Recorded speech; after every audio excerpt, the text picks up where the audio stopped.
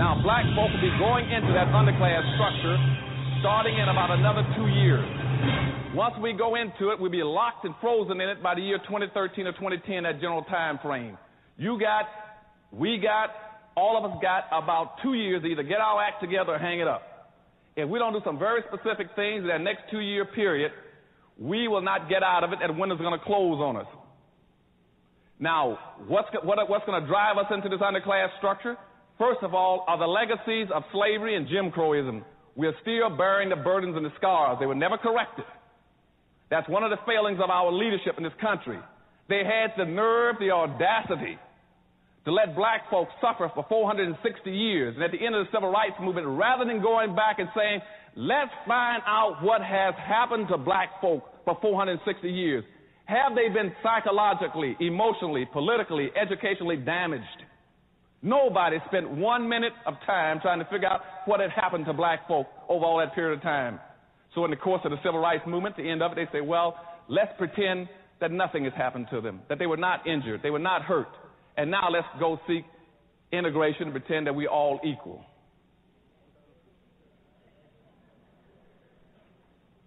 Now, that was grossly unfair, because by that point in time, in about the 1966 period, whites had become economic giants in America. They owned and controlled everything at that point in time. Black folk didn't own anything. Whites controlled almost 100% of all the wealth, the income, the privileges, the businesses, the resources, and all levels of government.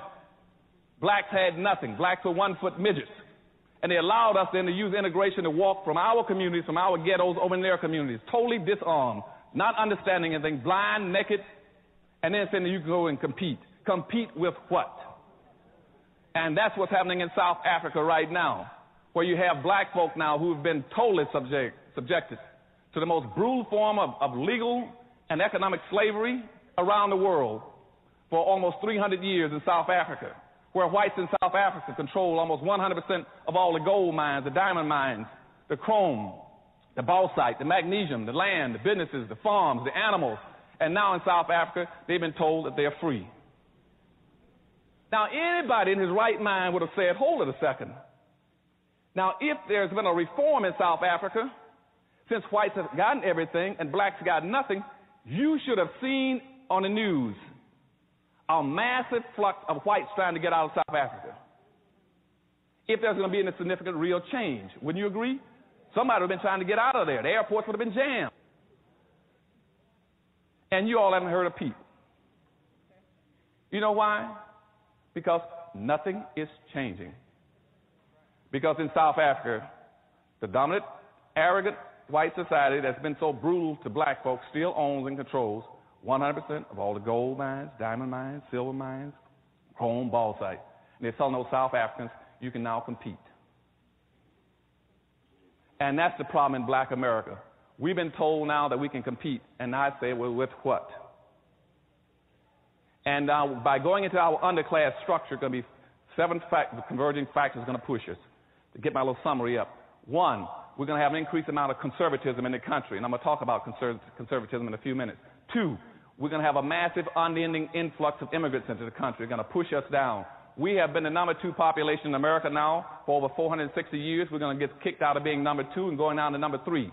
When are we going to go down to number 3? We're going to go down to number 3 in less than 2 years. Now, when I wrote my book about 4 or 5 years ago, Hispanics at that time were 9% of the population. They've now moved in 6 years from 9% up to 11%. Blacks were 12.3% 6 years ago. They're still at 12.3%. Now you got a Hispanics at 11 and blacks at 12.3. According to the Census Bureau 2 weeks ago in Washington, D.C., they anticipate Hispanics passing blacks right on time, as I had predicted. Now, Wall Street Journal, on the left-hand column 2 weeks ago, on the left-hand side of the page, I can send it to you if you want, it says that when Hispanics pass black people, at that time, the whole political structure will shift gears. There'll be a power shift in America. That nobody's going to go to black folks to ask them anything anymore because you're no longer the dominant minority population. They're already preparing for this. They're already creating all kinds of major programs around the country where they will go and check with Hispanics about anything they want to know about minorities. Black folk will get their information through the Hispanic Society. Then by the year 2005, the Asians are going to pass black folk. Then you're going to get kicked from being number 3 down to number 4. At that point in time, you're locked in and frozen because everything you need will have to pass through those 2 groups. And those 2 groups do not have your interest at heart. They don't understand your problems and don't care about it. If you can't compete, they're going to say that's tough. And so what we're going to try to do today in dealing with just that one issue, as well as conservatism and the problems of technology in America that's also going to make us push us in the underclass, is to teach you how to compete. We got to understand we got these problems, but you got to understand where the problems came from. And I want to give you a real fast education today, because the real clue to liberation is not only education, it's re-education. And that's what we're going to talk about this morning. I'm going to show you how we got into our dilemma and how we must get out of it. Nothing has happened to black folk by accident. Everything that's happened to you has been systematically programmed through what I call social engineering. You are a victim of historical social engineering. Now let's go back and start dealing with some of these issues. And a lot of this would you also find covered in my book, Black Labor, White Wealth, and the other 2 books I got coming out this year. One is called Dirty Little Secrets, and the big one is called Powernomics. How do you do it? And Powernomics, if you want to know what Powernomics is, because I'm going to talk about it a little later, Powernomics is teaching my people how a new way of seeing, thinking, and behaving. And that's what the whole thing will be about this morning. You got to change the way you're seeing and thinking and behaving. Why? Because I said we've been locked into an underclass structure, because we got 2 major problems in America. One problem is that maldistribution of wealth and resources I told you about that's in South Africa and America, where whites own and control everything. That's your number 1 problem. The second problem we're going to talk about this morning is the inappropriate behavior pattern of black folk. Those are the only 2 problems you have. I don't care what anybody else talks about in America. It's not worthwhile wasting your time. The problem in America is not drug abuse, crime, low-income housing, public housing, food stamps, welfare, teenage pregnancy. Those are symptoms of a problem. The symptoms are the fact that you don't own and control anything to run you and control your lives. That's the problem. And the second thing is inappropriate behavior pattern. And before I get into the inappropriate behavior patterns, let me define that for you. Now, in current day terms, I might call it the Rodney King syndrome. It's pretty familiar to most of you. That's when somebody pulls you out of a car, breaks your jaw, breaks 3 ribs, cracks 2, knocks out 2 teeth, gives you a concussion, breaks your wrist, breaks your kneecap, and stomps you, and you say, why can't we all get along? That is inappropriate behavior. Or if I'm in Detroit, Michigan, when I was there functioning as an assistant police commissioner during the riot, and I was working on riot possibilities and techniques in the city, I get a call down by some people who had been involved in a couple of murders. And he said, look, I didn't have anything to do with it, Anderson. I just there, I witnessed it. I said, what happened? Well, you see, they'd had a disturbance in Detroit, Michigan, and the police broke into a motel and found 2 black boys in there with some white girls. And they didn't like that, even though they were in a black neighborhood. They had paid for the room. It was their right and privilege to be wherever they wanted to be. It was between them and God. But the police officers were white. They were very disturbed about this. So what they did, they took those 2 boys on a Friday, and they beat them all day Friday. They beat them all day Saturday. Then by Sunday, they had gotten tired of beating them. They said, well, we just go ahead and kill them. And so one of the officers picked up a rifle, and hit the oldest black kid in the back of the head with a rifle. And the kid was only about 22 years of age. Hit him so hard that it knocked one eye completely out of socket and bulged the other eye and broke the rifle stock. And the poor kid fell on his knees and crawled around and found the broken stock of the rifle, and on his knees held it up and apologized for having a hard head. That is inappropriate behavior. The question should have been, why are you brutalizing me and killing me? What have I done to you? And so that's the kind of inappropriate behavior. It's what we've been systematically programming to displaying as black folk in a very highly competitive society.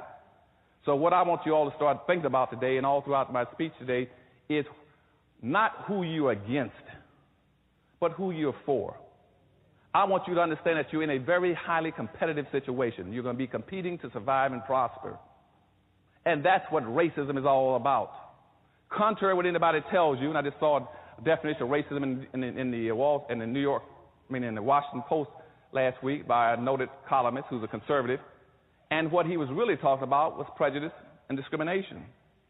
He wasn't talking about racism, but he was mystifying the word. That's why I finally figured out why he's always on the wrong side of an issue relating to black folk. He thinks that a black person can be racist. A black person cannot be a racist. Racism is a power relationship between groups of people. That's all it is. It means where one group of people have control of so much wealth and power and resource that it can deprive, hurt, and injure and exploit another group to benefit itself. Never in the history of this earth have black folk ever controlled that much resources and where they can have gone out of their way to exploit, injure, and do something to whites. So therefore, racism only started in the 16th century when you began to commercialize slavery against blacks. That's when racism started. There was no such thing as racism before that. The other thing, and before I get into my presentation, you got to understand racism also comes from the word race. Race means group. So whenever you hear people talking about now, you cannot prove racism because somebody fired you from a job, they are absolutely right. And the power structure and all the white think tanks in Washington know that. That's why you can no longer prove racism, because racism does not apply to an individual. It applies to a group. And because I discriminate against you, that's individual, that's personal. It's not group-based, and so you can no longer prove group-based discrimination. The second thing about the word race, remember also, which is very important for our discussion today, is the word race means being in competition. See, they didn't pick house, tree, car. They said racism. Race means being where people are competing from here to there. And we are in competition. That's what racism means. Black people must learn how to compete or survive, or not compete and perish. And so this morning we're going to start talking about what we got to do. Now let's go back to when everybody said, where did this start? Let's go back to where it started. It all started in Africa. And as I go through all this, I want you all to keep some points. And I'll stick my finger up there. Remember those points. Those are the points going to be hurting us today. Those same points I'm going to articulate to you today. Now, all this started in Africa. Let's say about 1441. There was a guy called Henry the Navigator who went around the coast of Africa, and he found some slaves and traded some slaves off. And he brought them back to Europe. And he took them back to Europe, and he gave them to the Pope as gifts. And the Pope in the Catholic Church was so beautifully appreciative of these slaves that he then said, since you've given me these slaves, what I'm going to do now is award you 300 miles of the coastline of West Africa, which is now called the Gold Coast. So Henry the Navigator was given land by the Pope, the Catholic Pope, and the Catholic Pope didn't even own the land. But he gave him all the rights of 300 miles of coastlines of West Africa. Said it belongs to you. That was in 1441. And so and Henry the Navigator was a Portuguese. So he began to then try to encourage other Portuguese to go around there and try to find some more slaves. So this is a good thing. We own all that land around there now. By 1487, the Pope then said, so many people began to pick up slaves. He says, what I'm going to do now is put out a public declaration and officially declare slavery to be a legitimate enterprise. And the Catholic Church was the first one to do it. Now, why is this important? Because you see, up until that point in time, slavery was never based on skin color. Slavery was based on three things to put you into slavery. One was an indebtedness, where you owed somebody something and not paid it off. Two was that it's through religious persecution. Or three, you were a prisoner of a war or conflict, and you were now a captive, and they were forcing you into labor. Those were the only three reasons you could get into slavery, until the Catholic Church put out this declaration. And now they added a fourth variable, which says color is now a factor. Now that's very important, because the Catholic Church now had, in previous slavery, in earlier parts of the century, let's say immediately after Christ was born, the Catholic Church played a very pivotal role in saying, as a religious institution, we got an obligation to represent those who were enslaved. And the Catholic Church set up a system that they would go through, whether it was a Greek slave or a Roman slave. They looked after the rights of the enslaved, protected them, saying that even if you're a slave, there are certain things that people cannot do to you. The Catholic Church accepted that responsibility. Now, the Catholic Church now has condoned black enslavement based on skin color. That was totally different. But also, the first thing they did, they abandoned any interest in representing the interests of the enslaved, even though they had done it for everyone else. And all of a sudden, the problems began to develop in Africa. Other religions began to join in. So people say, well, Dr. Anderson, how were they able to enslave us? Because we were doing some things wrong in Africa. As the other religions joined in to start enslaving blacks, so did other nations, so did other ethnic groups. And black folk were totally ill-prepared to deal with it because we had been doing some things wrong in Africa ourselves. See, going back to about 765, the Muslims had been trying to get into Africa for the longest because they'd heard about all the gold and silver and the wealth in Africa. And the Muslims had been going around, the Arabs had been going around Africa trying to conduct holy wars against dark-skinned people to get access to the resources. And starting in 765, not 17, but in 765, the Arabs started enslaving black folk. They enslaved on an average of 1 million blacks every 100 years and shipped them out of Africa. So now if you start to count from 765 up to the present day, that's over 1,300 years. That means over 13 million blacks have been shipped out of Africa just by the Arabs alone. And the Arabs are still shipping blacks out, slavery.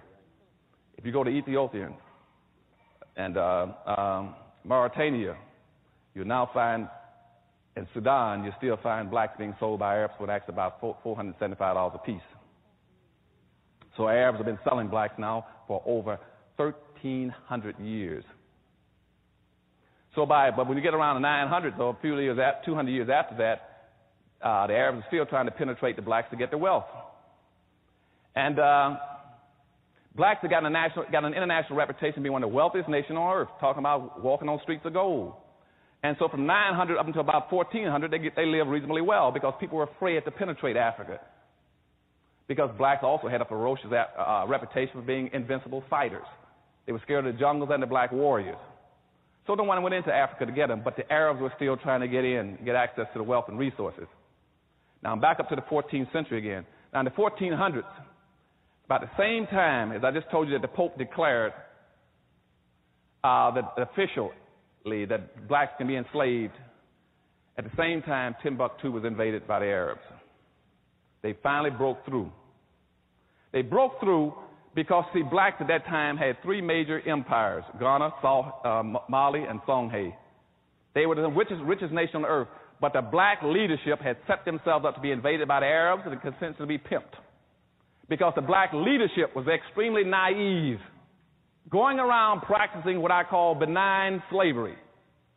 Every time anybody came into an African nation, like Mali, Songhai, what they were saying is that, well, I'll do business with you, but you got to buy one of my slaves.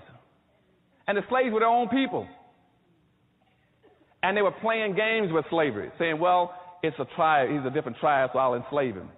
But the slavery that blacks were practicing was not the same vicious kind of slavery that came later, but the fact that they were playing with it, condoning it, and willing to sell their own black folk out naively. Now the question becomes, why were they doing it?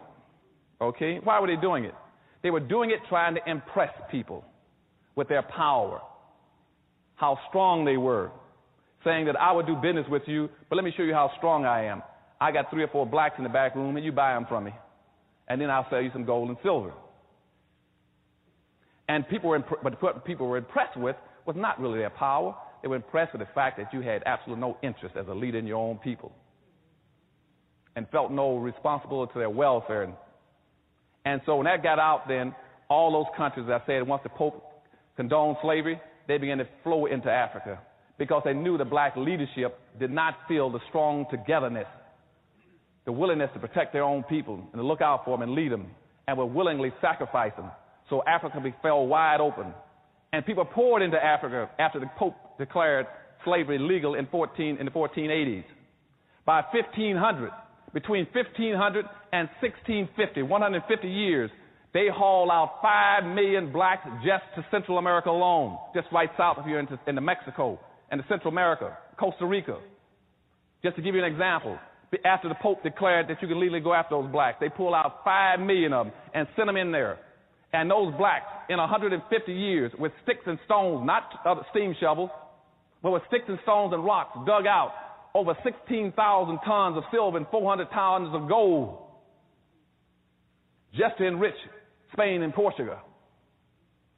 And this was critically important because at that point in time, Africa was a rich continent, had all kinds of wealth. And Europe was an impoverished nation. Europe was run over with crime, sickness, disease, illness, disorganized. Africa was the glory of the world. But you see, our people were playing around, not looking at taking care of the business of their people. At that point in time, all these nations say, aha, we know how to strengthen Europe and rebuild Europe. And that's by displacing the wealth out of Africa and displacing not only the material wealth, but the human wealth of Africa. So they began to pour in and started sucking blacks out of Africa.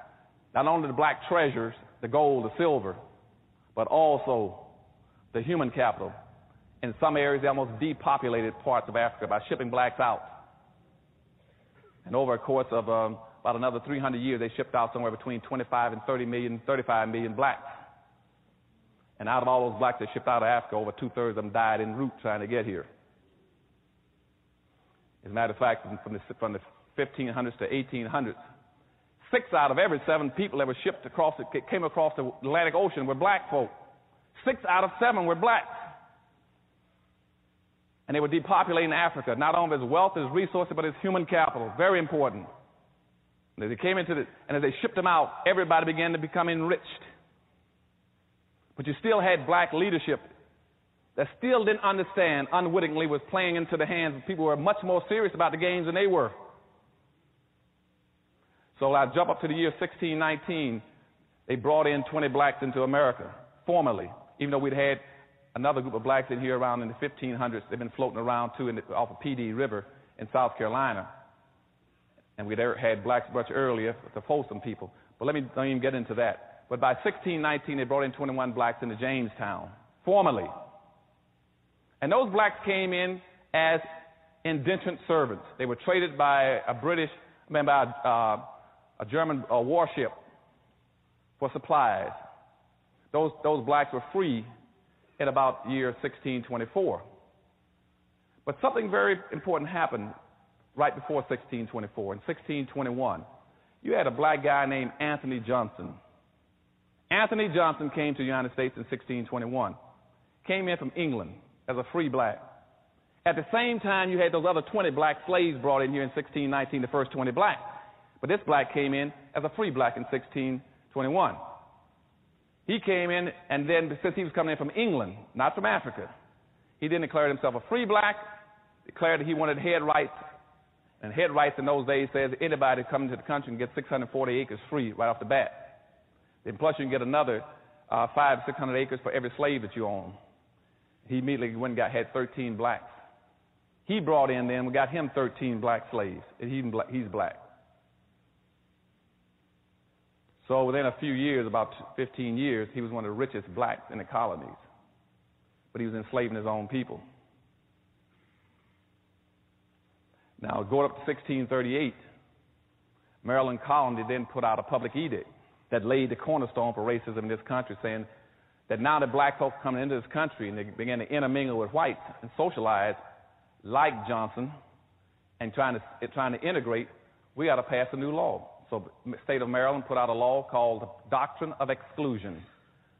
The Doctrine of Exclusion says that no black shall be permitted to enjoy the fruits of white society. That was in 1638. Now, Johnson he'd really built up his land now. He had all kinds of land and a whole bunch of slaves, getting close to about 70, 80 slaves now. And a white guy went over to one of his plantations.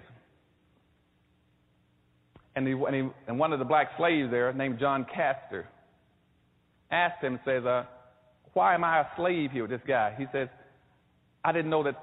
He says he owns me for life. How does he own me for life? And the white fellow who was a plantation owner also said, look, he doesn't own you for life. You know, didn't you contract for indentured servantship? Indentured servantship normally runs 5 or 7 years. What do you mean he's got you for life? This black guy said, I've been working for this Anthony Johnson this black slave plantation owner for almost 27 years. The guy said, well, just run off and leave. Forget about him. You don't have to keep working for him. So the black slave, John Castor, ran off.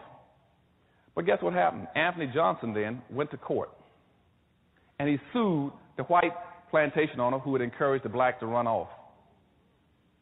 Sued him in court, and the court accepted Anthony Johnson's claim against his black slave, saying that he owned that slave for life. Now, what happened there never had ever happened on the history of the earth with black folk and in this country, where all of a sudden a person laid claims against an individual for the rest of his entire naked life. And it was a black man. And once that court decision was made, whites picked it up and said, aha. So by 1665, all the states then started passing enslavement laws. They went back and took the doctrine of exclusion and say, now, the doctrine of exclusion with Maryland says that black folks shall always be excluded and never be permitted to enjoy the fruits of white society. But after listening to the court decision for Anthony Johnson, we got a good thing going now. So they took that same doctrine and expanded it. And now the doctrine says that not only shall black folks be excluded, subordinated, non-compensated, non-competitive managed workforce for the personal comfort and wealth building of white society. That became the enslavement codes, both explicitly and implicitly. And all the states began to enact it then, based on Anthony Johnson's ruling in court that he owns another black person for life. Now the system picks up. We jump now to about 1704. 1704, there's a black kid. There are a whole bunch of slaves coming in from Africa on a slave vessel called the Eagle. The Eagle is heading towards America. There's a young black boy on there, along with some other older slaves. The slaves decide to revolt on the ship, and they took over and knocked the captain down, took over the ship, and took the weapons, and we're going to fight to take over the control of the ship and head it back towards Africa. And as one of the older slaves grabbed a machete, and he said he's going to kill the captain so they can completely have control of the ship, as he swung at the captain, a young black slave jumped up and got in there and protected the captain and took the blows himself, which chopped off one of his arms and protected the captain. And by protecting the captain was able to recover the control of the vessel, put down the insurrection, and then hung all the blacks who were trying to revolt, except a young black kid who was only 19. When the captain got to America, he gave him to supposedly a benevolent slave owner and rewarded him with recognition, and said that after he's been educated and recovered from his wounds, that he's to be set free. And again, this young boy, he placed more importance on protecting other people than getting his free people out of a dilemma. But he was rewarded and recognized for it. And he personally benefited at the expense of his own people. That was in 1704. 1705, the colonies said, what we need to do now is pass slave codes so we can regulate slaves' behavior, period. Slave codes were passed to tell you exactly how every black person must act in America, what he could not do, and what every white person must do to make sure black folks stayed in line. Then they passed another law at the same time with it, which is still in effect today. It was called the Diversity Act of 1705. You all call it multicultural and cultural diversity. You all understand what I'm saying to you? I want you all to understand history. If you ever want to forget to get out of your dilemma, never spend your time trying to work with anything unless you know how it got into place. And then you take it out of place. The multiculturalism and cultural diversity started in 1705. They passed a law at the same time saying, how do we control black folk now? They said, now that we got all these blacks coming to the country, we got a good thing going. They said, because now all over Europe it was being advertised, if you want to become wealthy and powerful, go to America. We guarantee if you go to America, we give you free land and free labor. You'd have to be an idiot not to get rich. You don't have to do anything. We'll give you all the land you want and And England started a franchising system, so which means even if you couldn't afford to buy slaves, we had a franchising concept, which means England would give you the land and give you the slaves. All you do is pay them a commission, just like McDonald's and Burger King. That's where the whole franchising concept came from. It was from England with slavery. And so people rushed into this country, but they had to set up external controls, saying, how do we control them when they get here? With all these blacks coming into the country, because I just told you 6 out of every 7 persons coming across the Atlantic were black folk. They were pouring into the country, but they want to make sure enough whites are here to benefit and get the fruits of black folks' labor. And so they passed the cultural diversity, which says, the cultural diversity law says, for every 5 blacks you own, you must have 1 white person. You must always have 1 white person there to monitor, to make sure that black folk are being monitored and kept under control, that you understand what they're up to. That law stayed into effect, never went out of effect. Now, come 1710. Now, when 1710 came, here's the main point of my talk today. 1710 did something that is totally devastating. Totally devastating. The Virginia colony in 17 passed what they call meritorious manumission. Meritorious manumission says, what we're going to do now, that we put up the external controls in 1705, we must have internal controls. We don't have the time to go around and monitor and watch all these black folk coming into this country. We must build in some kind of internal management control. We must build in a way like the Rodney King syndrome, that kind of thing. We must build into black folk an inappropriate behavior pattern. We must teach black folk to see things upside down in an unrealistic manner. And what they did very systematically was like taking glasses and painting pictures on it upside down. And we found out in laboratories in sociology and psychology that even if you paint the world upside down for a person to put glasses on their eyes, we found that the subjects can learn to live upside down. They learn how to adjust their reach and what they're doing. And we watched it over and over again in experiments with young people in school, where we paint the pictures upside down and say, what do you see? And the mind has the ability to flip things back over to where the reality becomes the unreal. That the unreal becomes the reality. And once you do that, you got your people nailed to the wall. So meritorious manumission came into effect in 1710 and says, we will reward, we will recognize, we will set free any black person does 1 of 4 things. 1, if you in fact will save a white person's life. I told you about the young man on the boat with the eagle. There were 5 or 6 years before that. If you save a white person's life, you will get your freedom. 2, if you protect a white person's property. 3, if you invent something that a white person can make wealth and power off of, some kind of an invention. And 4, if you in fact will squeal on, inform on, or tell on your own people. That was called meritorious manumission. Now, you all might say, why is that important? I'm going to tell you, that was so devastatingly important. And the reason it was so important is because that created a magnificent control system that has never been duplicated. Never been duplicated.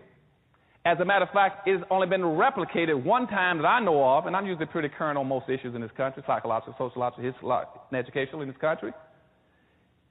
Only 1 time it's been duplicated. It was duplicated in the 1950s. The communists duplicated it in Korea. They call it brainwashing.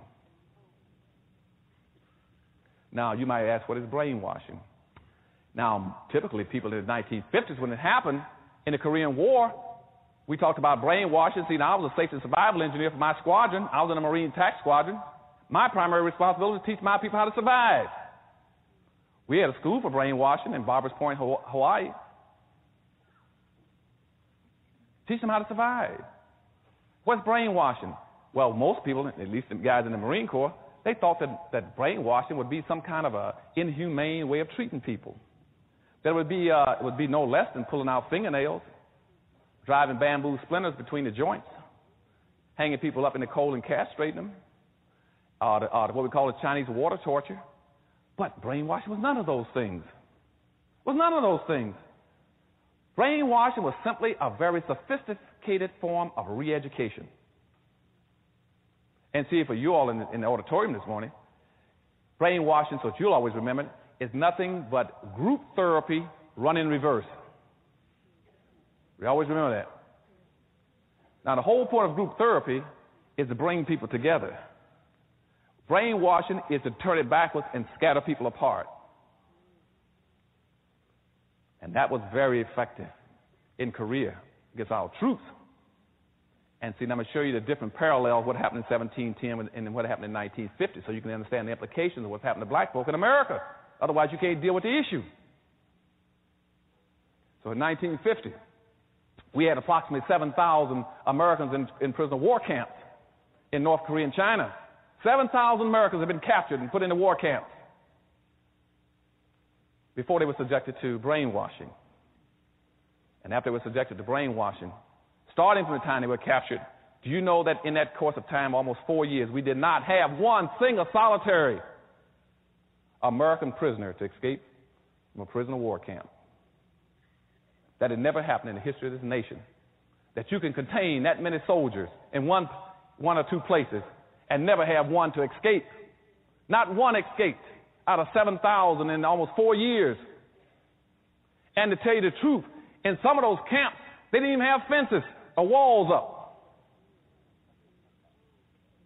Some of them didn't even have guards. And our people could not escape because of the techniques of brainwashing that was used on them. You would say, now, what was happening to them? They were being devastatedly re-educated. And this is the same identical technique that was used in 1710 on black folk. The whole concept of integration was the same thing that today. They scattered them.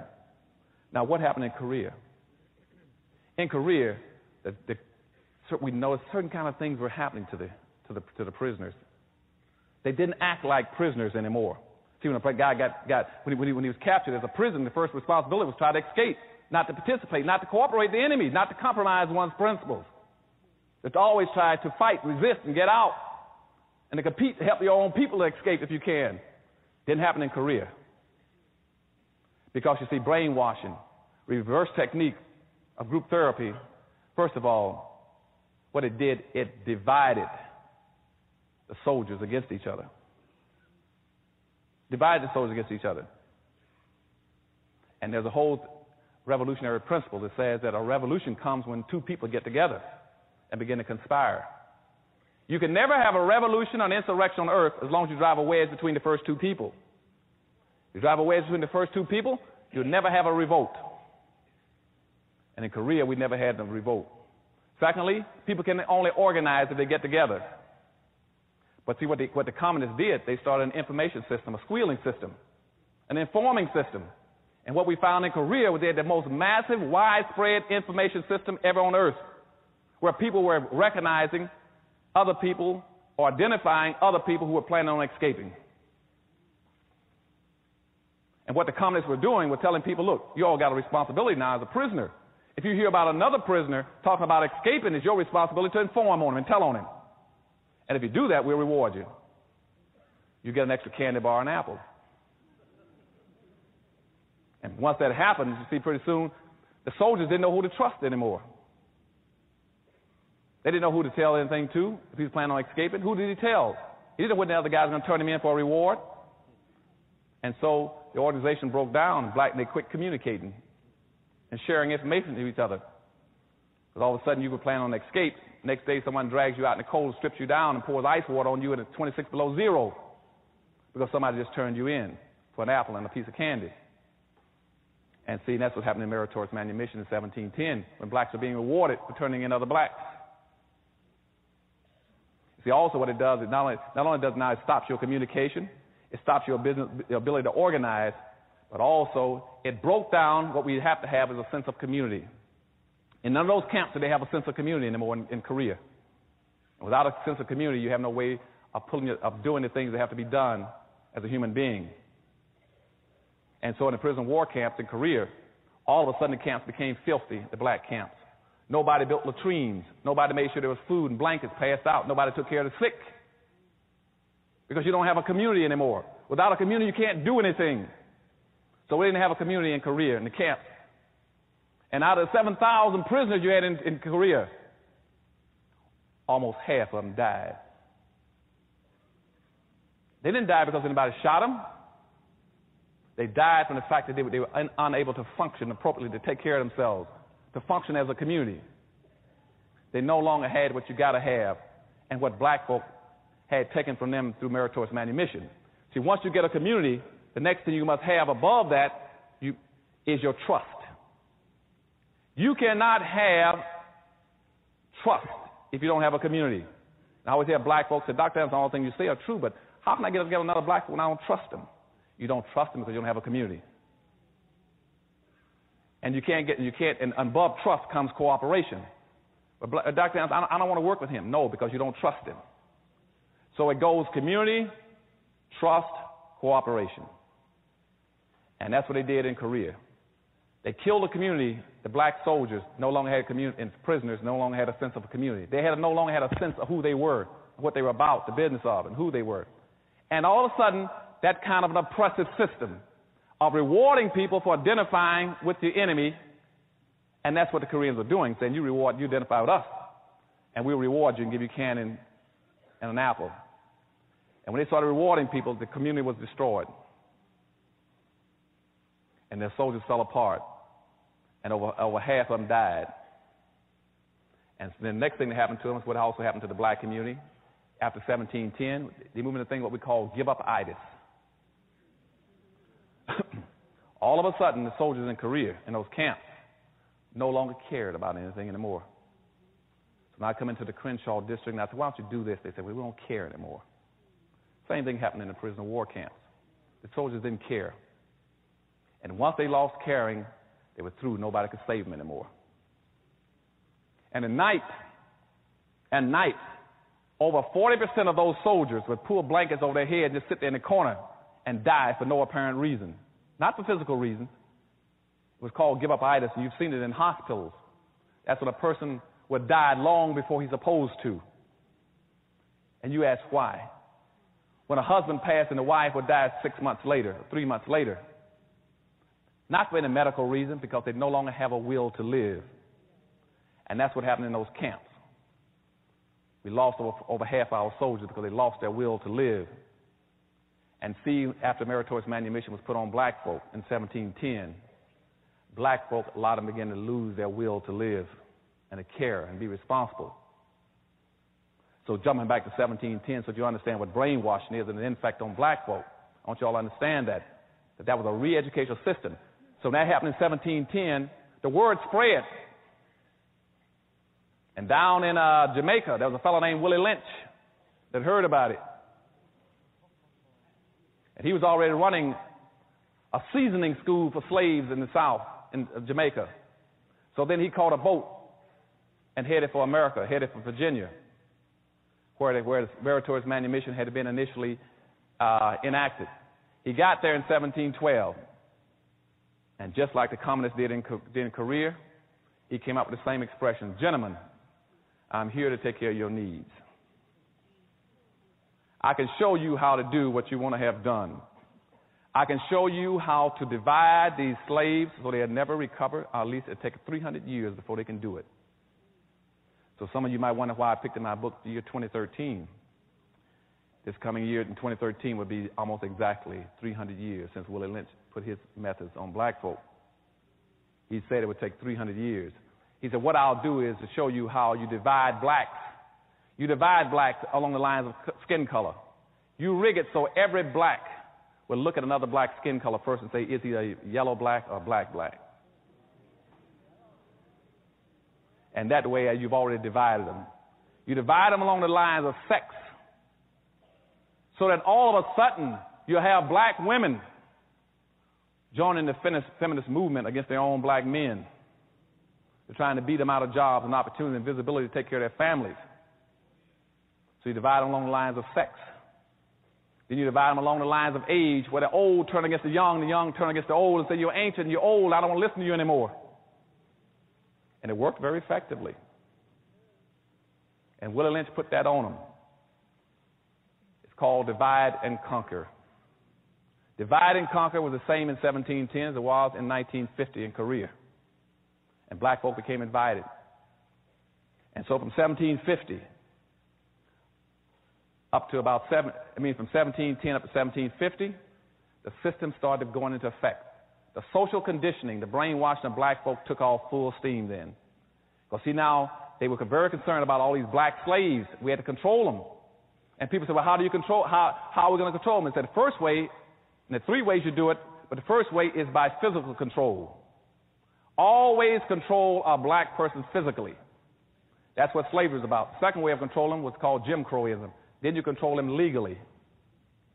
Then the third way you control them is when we came out of the civil rights movement, which means symbolically. You control them by manipulating symbols. We'll talk about that in a few minutes. So they went into the first thing of controlling black folk physically with slavery.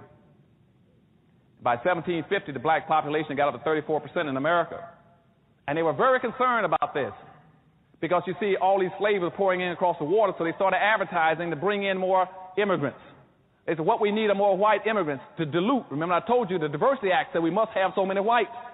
So we got to have an immigration law that bring in more whites to neutralize blacks out, to keep them contained, to keep them as a minority.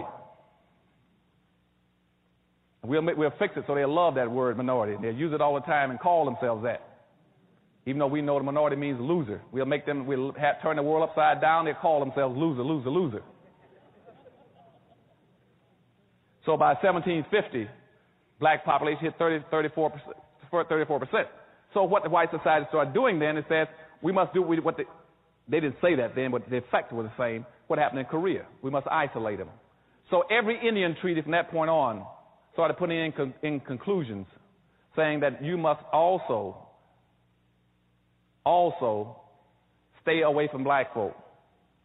They built into all the Indian treaties incentives for them not to identify with black folk because they feared that if Indians and blacks got together, they could overthrow the country. So Indians were given incentives then to turn against black people. And that's why later on you find that the biggest killers of black folk for a long period of time were Indians. Because they were given incentives. For instance, if you raided a town or a village, guess who was the first person you run into in the fields? Was a black person.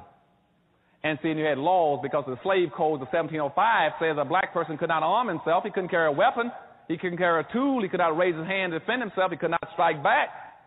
So Indians said, hey, we got a good guy to raid. I mean, this is like shooting ducks. And the whites knew that. When they put the blacks out in the field, they used blacks for burglar alarms. So every time there was an Indian raid, they the ones who went down first. And that's why all the 5 civilized tribes in America then became slaveholders. All the 5 civilized Indian tribes were slaveholders. Not only were they slaveholders, they were slave traders. And more important than that, in all the treaties, typically in a treaty, they paid the Indians $20 for every runaway slave they would chase down and brought him back. And that's why also when the Civil War came, all the 5 civilized tribes in America fought with the side of the South to prefer slavery because they didn't want to lose their money and wealth either. And I still have blacks running around saying, well, I'm half Indian.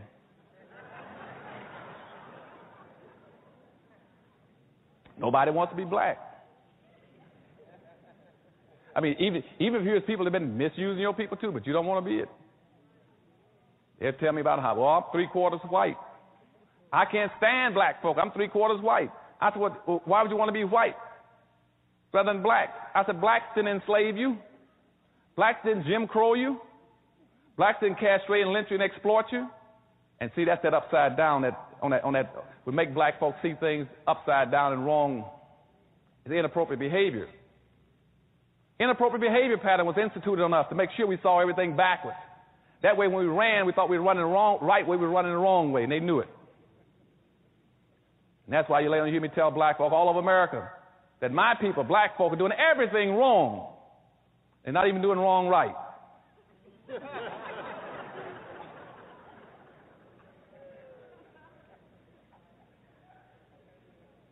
Because you see, everything is pointed upside down for us, so they can't see which way to run. And so at that time, in 1750s, the colonies then tried to figure out how to contain the whole issue. So we got our controls in place. We got the social conditioning in place, and I think we got blacks pretty well where we need them. We got them nailed down. So then they then started telling England, don't send any more slaves over here to make sure it works. The Continental Congress sent all kind of letters to England saying, don't send any more slaves to make sure our system of control works. But England said, no, I'm going to keep sending them. We're getting rich off of it. England said, we're making a fabulous amount of money because we set up the Navigation Act in 1650, which says, I don't care what you all produce in America, it must come back to England first to be processed, and you all buy it back from us. And when you buy it back from us, we're going to charge you 3 or 4 times the price of it. And so when England decided to have a Revolutionary War to break away from England, they didn't put that in the history book, what the real reason they want to break away from England was for. 1, because they were scared to death of black folk getting free over here and tying them with the Indians. 2, they wanted to reverse that whole shipping process, saying if we made all the products in America, we raised the cotton, the corn, the beans, the rice, and everything, why are we sending it to you and buying it back from you? So that's what the Revolutionary War was over. And plus, England was also getting rich off the slaves because, England was only paying $25, $35 a piece for every slave they were buying on the west coast of Africa, $25 to $35 a piece. But they created a system called capitalism, which says that I also want a 1,500% return on my money, my investment, which means if I pay $25 for a black slave on West Africa, I want to be able to sell them in America for $400 to $500 a piece. And so England was becoming a very rich and powerful nation. It's like most of it. But that was on not only England, but you had all the other slave countries became rich.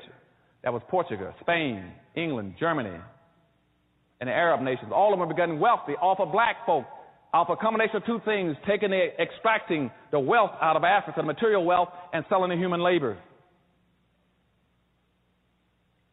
And after the Revolutionary War, the first act of Congress, as soon as they set up a Congress in the United States, the first act of Congress said, let's solve this problem with the slaves. So the first thing they did was pass what they call the First Immigration Act. That says this is a white nation, and the quota on blacks coming here other than as a slave is 0. 0, zip, none, nothing. And that stayed in effect until 1966, when it was raised to 1/2 of 1%. And I still see black folk displaying inappropriate behavior. They can't figure out why you cannot get Haitians into the country. I said, God knows, don't you know what your law is? The reason you cannot get Haitians into the country is because they're still fearful of you getting a large, significant black population and being a threat to the society. I said, anytime you got boats floating around off the west coast of Africa for 3 months, you had over 3,000, 4,000 blacks on there who were sick, starving to death. Not one single country offered to bring them in, not this country. At the same time, this country has had refugee programs for every racial and ethnic extraction on earth but black folk.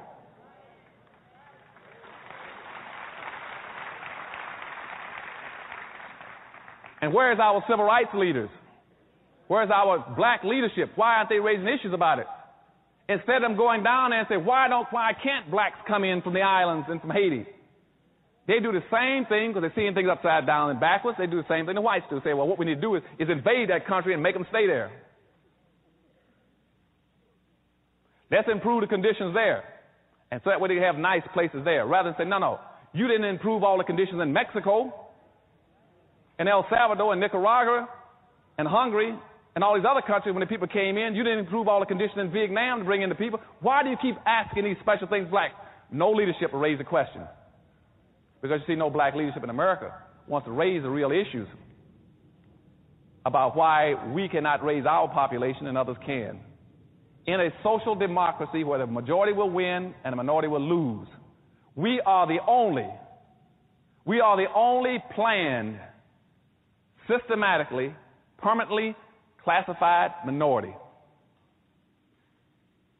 Which means that we are the only people who will always lose based on immigration laws and the quotas coming into this country. Unless we start to develop some very specific ways of dealing with it. That's what powernomics is about. I start telling you got to start changing the rules, turn things back upside down. You got to always practice how do you get to be the majority. Never do anything where you're going to be a minority. Do it where you're going to become the majority. Don't move to be a minority, move to be a majority. And we're going to talk about that a little later on how you play these games and learn how to win in powernomics. But you see, as I said, by 1790, the law had locked us out as the only permanent loser. And they said that anybody losing in society from now on, it will be black people. They're the only people that cannot increase their population significantly to be a threat to this country. By the late part of the 1790s, they said what other kind of external controls can we put on black folk? Because now someone want to try to join the religious movement in this country. And in religion, we say that everybody's a brother. And we baptize them and make them a Christian. How do we deal with that fact? So they passed a law saying that Christianity did not relieve your heathenism for a black person. And they did not want, after that time, there are few blacks that didn't go into church, but they were sitting in white churches, and they had to be monitored and watched, as I told you, because of the Diversity Act. So when the evangelical movement started moving through this country in the turn of the first of the 1800s, early 1800s, they said, we'll let blacks have their churches, but we can always but we must pick the ministers, and we must license the ministers. We must pick ministers that we can control. No black preacher can come into America unless he is controlled by the white establishment, unless he represents our interests and our values, unless he teaches our form of Christianity. Now, this is very important. Why? Because, you see, our form of Christianity. Now, this is very important. Why? Because, you see, before, religion was always used to help a population group. When it comes to blacks, we cannot let religion be used to help them. You see, the Catholics, church took care of all those groups who call themselves Catholics. Jews, priests, took care of the Jews. And even today, you go into the conflicts in England or Ireland, where you see the Protestants and the Catholics fighting. I guarantee you that the Protestant members will be representing their people and protecting them. I guarantee you that the Catholic priests will be representing the Catholics and protecting them. If I take you into the Middle East with the Arabs, I guarantee you Khomeini will be taking care of Arabs. Only in America can I find black ministers who can be bought and sold to be against their own people. Nobody else will let you do that. No population will tolerate that except our people. And that's what I call inappropriate behavior. Inappropriate behavior pattern when you let your own ministers sell you out. It's not in your best interest. What I mean by sell you out is because by the early 1800s, the whites said, well, we're going to have black ministers. We're going to have to Christian them to make sure they do what we want to have done. They must teach Christianity the way we want it taught, to where it is an external control device on black folk. They said, what are the rules? One, that every minister we license must teach black folk. If you talk about the slave and the master in the Bible, that you're talking about the white man and the black man on earth. Two, the minister must teach black folk that they're to be loyal, faithful, obedient, respectful, and all those other good things, and honest, so that white people don't have to worry about them stealing as a slave. Because, you know, black slaves had a nasty habit of going around stealing scraps of food because they were starving to death. And they would tell them they must be industrious. But you see, white folks want you to work a little harder. So they use the term, he's a lazy slave. Now, anybody in his right mind got more than a third-grade education would say, why would a slave want to be industrial? Why would you want to work hard as a slave? What's in it for you? Are you going to get released early? You can get a pension? Social Security or retirement? But they always got this thing about, why, he's a lazy slave. I even got a black writer writes about that day. Part of the problem is the blacks were lazy slaves. He should have been lazy.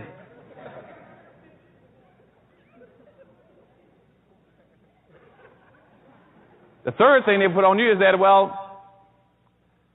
the black ministers must also teach them to get pie in the sky after death. Going to turn their world upside down.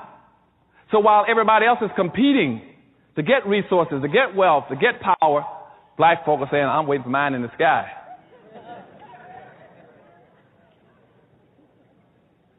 They said, well, the role model would be Jesus Christ. Jesus Christ and all the Jews were very powerful people, had money. Solomon was the richest man on earth. You go look at Matthew, I think Matthew 23, when they start talking about the talents. Where the different slaves had talents. And two of them went out and developed their talents and multiplied and made something. And one buried and hid his. Because they knew there would be that black one, would be that last one, go out and hide it.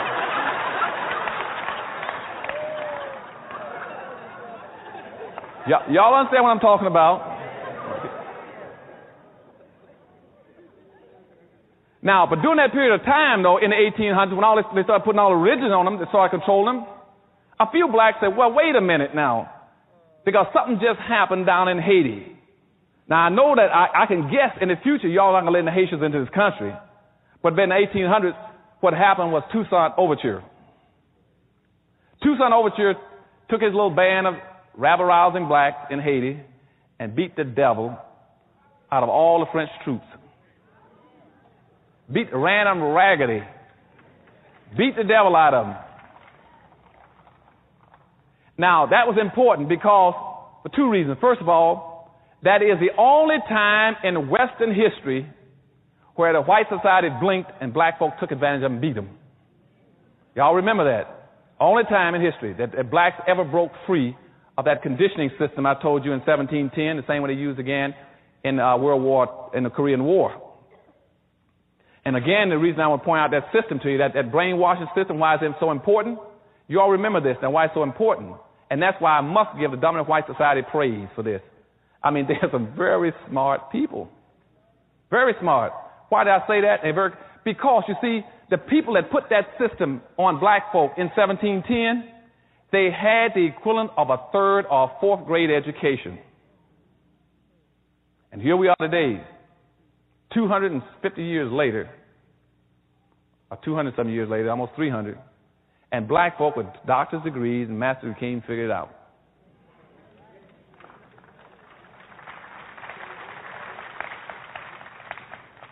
Now, but little Toussaint Overture down in Haiti, he won his battle, beat them good.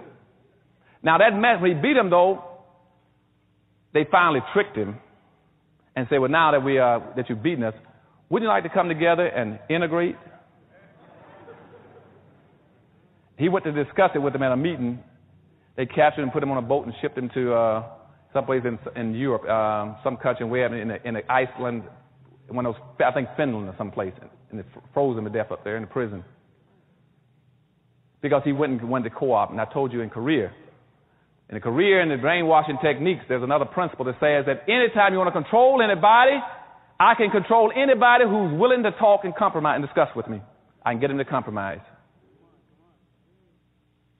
And see, what we're trying to teach our soldiers was called a code of conduct in Korea, which says never talk to your enemy unless it's on your turf and your terms. And see, right now, what I'm assistant police commissioner, I'm working as a therapist for prisoners. Anytime I get somebody to communicate and talk with me, I got him. If he'll speak to me and answer my questions, I got him. Sooner or later, he's going to break down and tell me what I want to know. The way you resist is you don't communicate. You don't compromise your principles. They can never beat you then. And see, and that's how they got Overture. They asked him, don't you want some integration? Like they told our leaders, the same thing. Now, there were some other blacks who jumped up and said, I'm not going to go for that okey doke. And one of the first ones in 1800 was Gabriel Prosser. Gabriel was an extremely smart black guy. He says, I just heard about what Toussaint Overture did down in the islands. And said, if Toussaint can do it, I'm going to do it here. He said, I'm going to do the same thing. And he did some planning and you couldn't believe. He worked, he planned, he schemed. Prosser really worked on his thing. And he planned one of the most devastatingly, strategically well-planned insurrections on earth. Now, before I tell you what he did, let me go back and make this point. I tracked between 1710 and 1860, and we had a possible 150 to 200 possible slave revolts. And in all 150 to 200 of them, a black person squealed in every one of them and got his meritorious manumission and his Willie Lynch badge card. And so when Prosper was trying to pull his together, he planned his scheme. And for the day he was supposed to have his big revolt, would you believe one of the most severe storms that had ever hit Virginia came in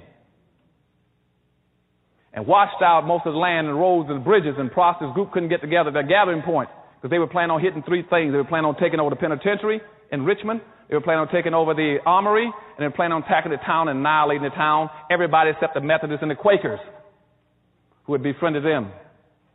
And the storm struck just as they were going to assemble. And only 300 showed up, and Prosper said, well, since only 300 of us here, let's put it off until next week when the land is dry and clear. And within 3 days, a black person squealed. Prosper was arrested along with 35 of his supporters. They were executed, hanged, and heads chopped off and put on poles. But the two blacks that did the squealing, one was called Tom, the other was called Pharaoh. And I don't know, God knows it because I don't know. Why is the name of a black person Tom? You almost guess he's going to do something.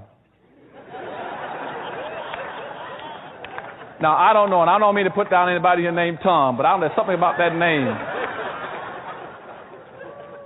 And Pharaoh itself is not too much of an exciting name. I wouldn't trust that name either. If my mother named me Pharaoh, I'd know I'm in a world of trouble too. But anyway, Tom and Pharaoh turned in Prosper. They executed Prosper, chopped his head off, along with some other, and hung him up on poles. But the thing that became very important in that case, though, was that the town was really fearful because they found out from rumors that Prosper had lined up somewhere between 5,000 and 50,000 slaves. The whites all through Virginia, North Carolina, South Carolina were paralyzed. Their mouths fell open, their eyes popped, and they said, oh, something is wrong. You mean tell me we put a conditioning system on black folk where we turn everything upside down? And this black guy was able to do the impossible without an education? Something is wrong with our system. What's wrong? And I'm serious. This was a big issue. They had to find out how does one black guy get together as a slave and have something between 5,000 and 50,000 blacks ready to fight, and had not been for a storm, they'd have taken over the country. And finally came out through another rumor, speculations, that what it was that he had beat the symbolism. To show you how important symbols are, that's why I keep telling about powernomics. To get out of your system, sometimes you're lost. You look up at a mountain, you look up at a peak, you look for the Penobscot building or the Empire State Building, you find your symbol and you can find your direction. And what that black Prosper done, he looked at the state seal. The state of Virginia had a seal where it had a white man lying prostrate and a black man's foot on his chest. White and the black guy was called, and then in the seal it said, Verticus overcomes Tyrannus. And that black man had used that seal as his motivating force, his guiding light for his people. And when whites found that out, immediately they changed the Virginia seal and said, get rid of that seal fast. And put up guards around the Capitol to make sure it didn't happen again. And that was in 1800. By 1821, another black named Vesey got equally as concerned. He had heard about it. He said he's going to try it in South Carolina and try another revolt. But Vesey says up front, Vesey organized his group. He walked around. He was a free black. He got free because he bought his own, paid $600 and freed himself. He won money in a lottery. But he's very upset because he couldn't buy his children out of slavery. So Vesey would walk through the town in Charleston, South Carolina, telling black folk, get that hump out of your back. Straighten up. Be respectful. Take care of your own people. Look out for your own people. Quit trying to worry about everybody and look out for yourselves. And Vesey he was a big man too, a big broad man. He said, I'll break your back if I catch you bending over. And he planned an insurrection. And he called something like about 300 to 500 together to take over Charleston, South Carolina. But he told them up front, he said, let me tell you all something. He says, if I catch one black in this group trying to get meritorious manumission, he said, I'm going to snap your neck like a twig. And he planned to revolt. And unfortunately, again, 2 days before his revolt was supposed to occur, not only was he squealed on once, he was squealed on twice. So VC was picked up along with about 37 of his people and hung. Because, again, they sold him out. Then by 1831, Nat Turner, you already know about, tried the same thing a few years later, in 31. Nat Turner says that I'm not even going to go through those changes. I'm not going to do what VC did. I'm not going to do what Prosser did. I'm not even going to play that silly game. He said, what I'm telling you I'm going to do? He said, I'm going to break out of here. I'm getting me a knife, gun, sword, sticks, tools, bricks, anything I can get. I'm killing anything I see that moves, crawls, jumps, walks, or talks.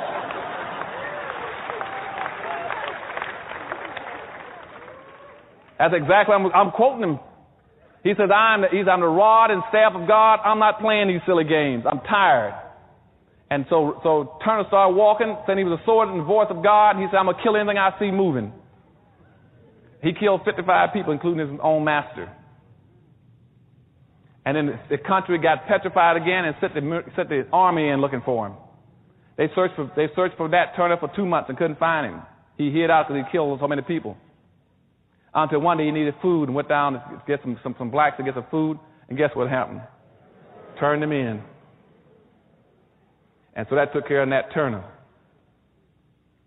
Same time, there's one other black, though, which is my hero. I don't know how much time I got. How much? Long as I want. Okay.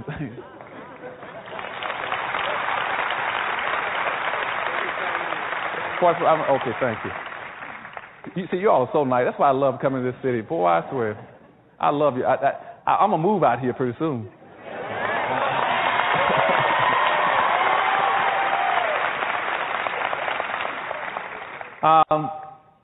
But my hero is John Horse.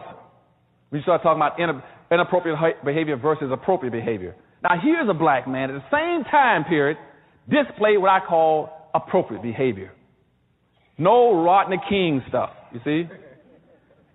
John Horse was a runaway slave who would also run off to Florida in the early 1800s in the same period when VC and Turner and the rest of them were trying to revolt. John Horse was a big, burly, strong black man. He ran off to Florida. Contrary to what you hear all the time in the media about the Underground Railroad, all blacks trying to get north, get to the promised land. That's a part of that myth. Most blacks weren't that dumb. Why would they want to go all the way across go to the north 1,000 miles through a hostile white country when they could run off to Florida, which is Spanish territory, 20 miles away or 2 feet away? So some of the smarter blacks of our relatives ran off to Florida because that was Spanish territory. And they got down and they interbred and intermixed with the Seminoles. Now, you all might ask me why about Seminoles. Now, Seminoles were also against blacks, a lot of them, but a lot of them were not. Seminoles were the most receptive Indians to do anything with blacks in the country. Why? Because you see, the word Seminole means runaway slave. Okay? And they were also runaways. They interbred with blacks. They were a mixture of blacks. So they were very receptive to black folk. And so they started fighting in that area to fight the United States because the United States didn't want to go down there and try to get the slaves back. And that's what they were sending General Andrew Jackson to Florida for, to get the slaves. Because, you see, blacks down there were coming across the border periodically with the Indians, raiding and killing whites and getting their people free. Now, why is that important? Because, you see, when I talked about early inappropriate behavior in Africa, the reason they enslaved black folk originally was because our leaders in Africa had given the impression that I don't care about other black folk. And they hauled all those blacks around the world because they knew in their hearts they would never see a shipload of Africans coming to get them back. They never suspected that Africans would come to save Africans. But that's why they didn't try to enslave Indians, because they knew if they enslaved Indians, Indians would come get their people. But they knew that black leadership in Africa had already said, you can have them, I don't want them, I won't come to get them. And so when the blacks went off into the South, in Florida, they were coming across the border, raiding those plantations along Alabama and the Georgia border there, South Carolina border, taking their people, taking them back to down to Florida, getting them free. But John Horse was a leading hero to me. Now, this black hooked up. He became sort of like the second in charge in Florida. The chief at that time, through the 1820s and 1830s, was a chief named Osceola. Osceola had about 3 sons that were very active, also fighting white intrusion into Florida to get the slaves back. His number one son was a white, a mixture of black and white. His name was Wildcat. And Osceola himself, if you all don't know it, Osceola was married to a black woman. You might see Osceola's pictures in all the museums as an Indian. They don't ever tell you that he was married to a black woman and had a mixed group. And he married to a black woman. His black woman's name was Morning Dew, if you're interested in knowing it. Morning Dew was the one, and that's what triggered the Seminole Wars. They don't tell you that in the history books either. So going back and forth down there, they were trying to get the Indians back. Trying to get the slaves back from the Indians. And they kept sending the federal troops in there. And Andrew Jackson was one of the primary generals that always wanted to go out there and fight Indians. He loved to fight Indians. He's known as the Indian fighter. And that's why you have Jacksonville, Florida. Because he was going in there, again, fighting Indians and trying to get blacks back. And on the Chattahoochee River, right outside Tallahassee, they had a fort there called Fort Negro, where most of the blacks were living, staying there. And they sent the federal troops down there to get the slaves back. Then the federal boat came up the Chattahoochee River to Fort Negro, and most of the blacks were out with the Indians raiding and fighting, and left the women and kids there. And so the federal troops fired on Fort Negro. One shot, and a shot rolled into the armory and set off the explosion and blew up the entire fort, and was nothing in there but black women and children. And that really made them hostile. The blacks were hostile this time. So now, that triggered the second Seminole War. After that, they decided to have a truce. They said, we'll have a truce if we sit down with Osceola and his warriors, John Horse and the rest of them. And at that point in time, they met. Before they met, they went and kidnapped Morning Dew and told Osceola that if you want your wife back, you better turn some of those black slaves loose and meet with us. And when Osceola went to the meeting to discuss getting his wife back, they kidnapped him and put him in prison. I think up in Fort Sumter, South Carolina. He died of consumption and exposure. And so at that point in time, John Horse and Wildcat went berserk. Then they started fighting.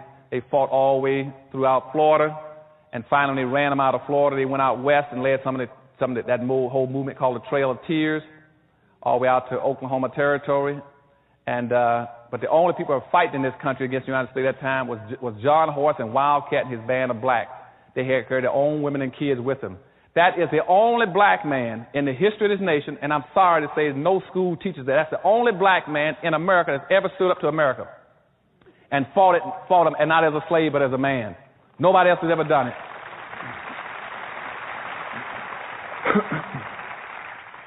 John Horse fought the United States for 50 years. They fought him all out west. They chased him all down through the west, through Oklahoma, through Texas, and finally chased him into Mexico. He went into Mexico and stayed there for about 5 or 6 years and came back again, he and Wildcat.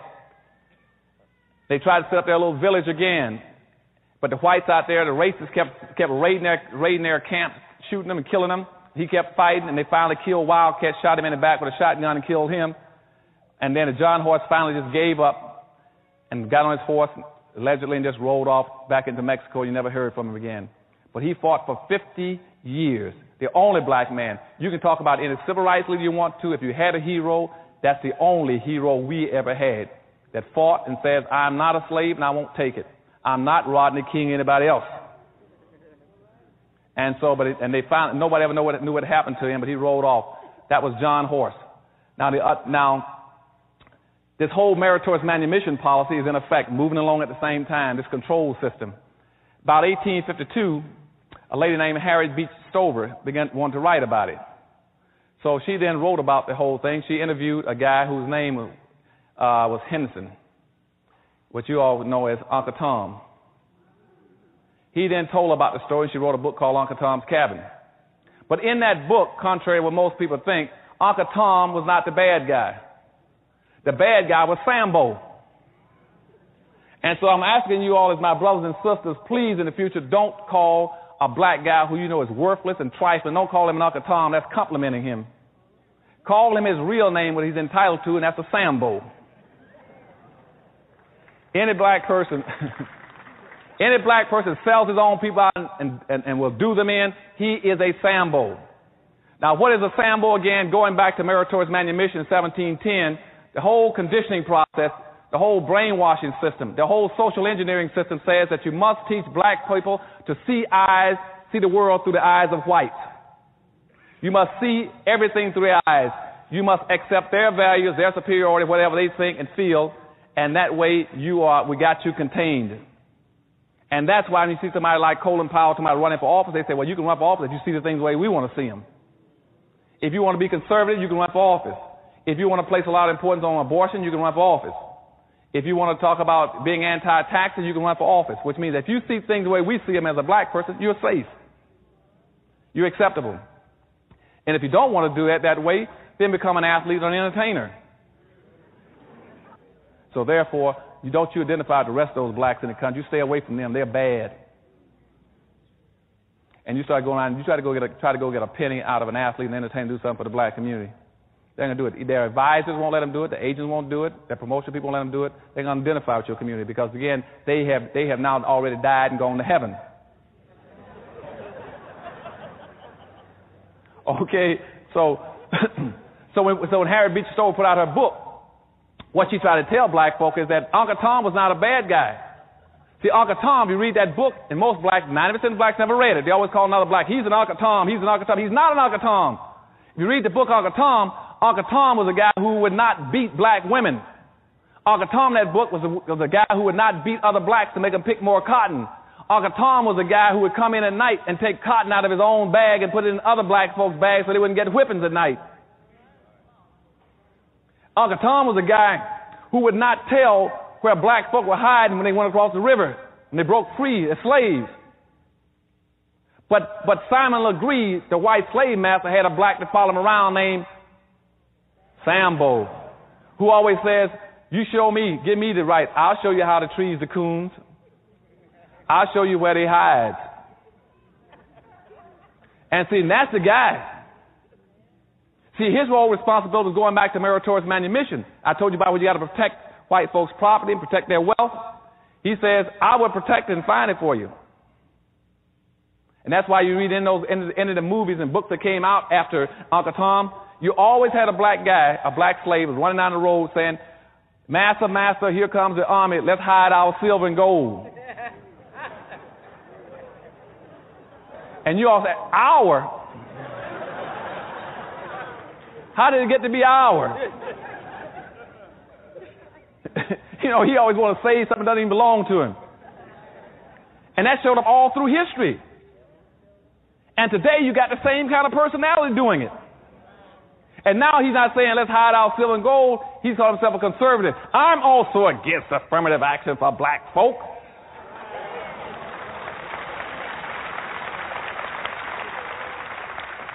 I'm against quotas. I'm against preferential treatment. Even had one running around talking about he wanted to pass a law to stop black folk from discriminating against whites. You still got that kind of personality that always wants to protect something, protect the strong. You always got that kind of Sambo personality. And nowadays, the best way to get rich is to say, I'm going to practice that masters, gold and silver, and I'm going to be against them black folk. I guarantee I can get you a radio talk show. I can get you a television show. I can even get you an appointment to the Supreme Court. Okay?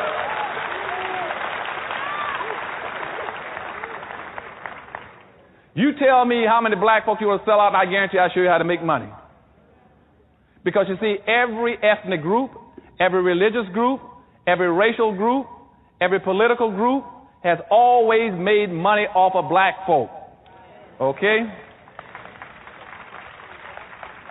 And what I'm going to start talking about in Powernomics when I come back here in the fall is to show you all one thing. I'm going to tell you is time is up. You have made, as a race, you made every religion, every ethnic group, every racial group rich. There is nobody else left on earth to make rich but yourselves.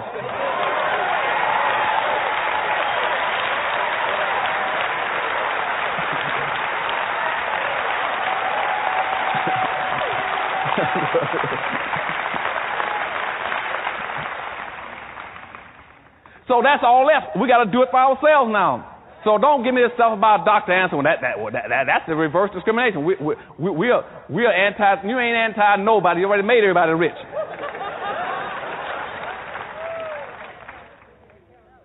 They always tell me, well, Dr. Anderson, what you're preaching isn't that segregation? Or let me tell y'all something.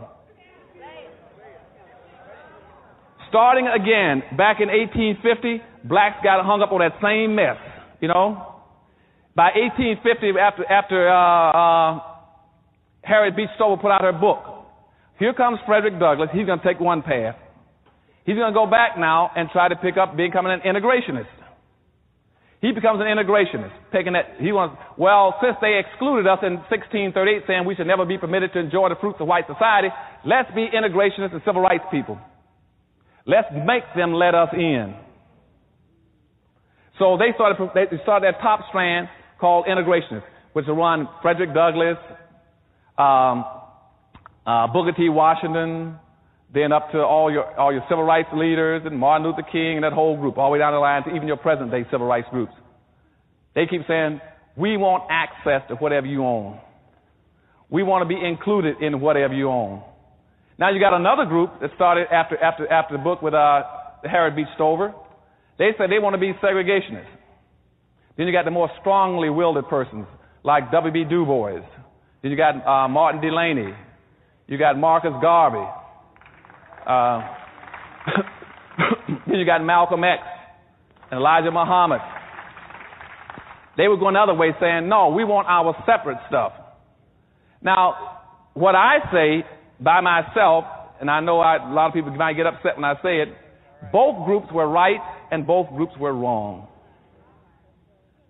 What I say is that it is not about integration. The issue is not segregation. The issue is congregation. It means aggregating. What it is called functional pluralism, which means we are not trying to integrate, we're not trying to segregate. No other group comes here and says, I want to integrate and segregate. What they're saying is that if I come together and concentrate as a people, concentrate my power and my wealth and my resources, I can compete. That's what they're talking about.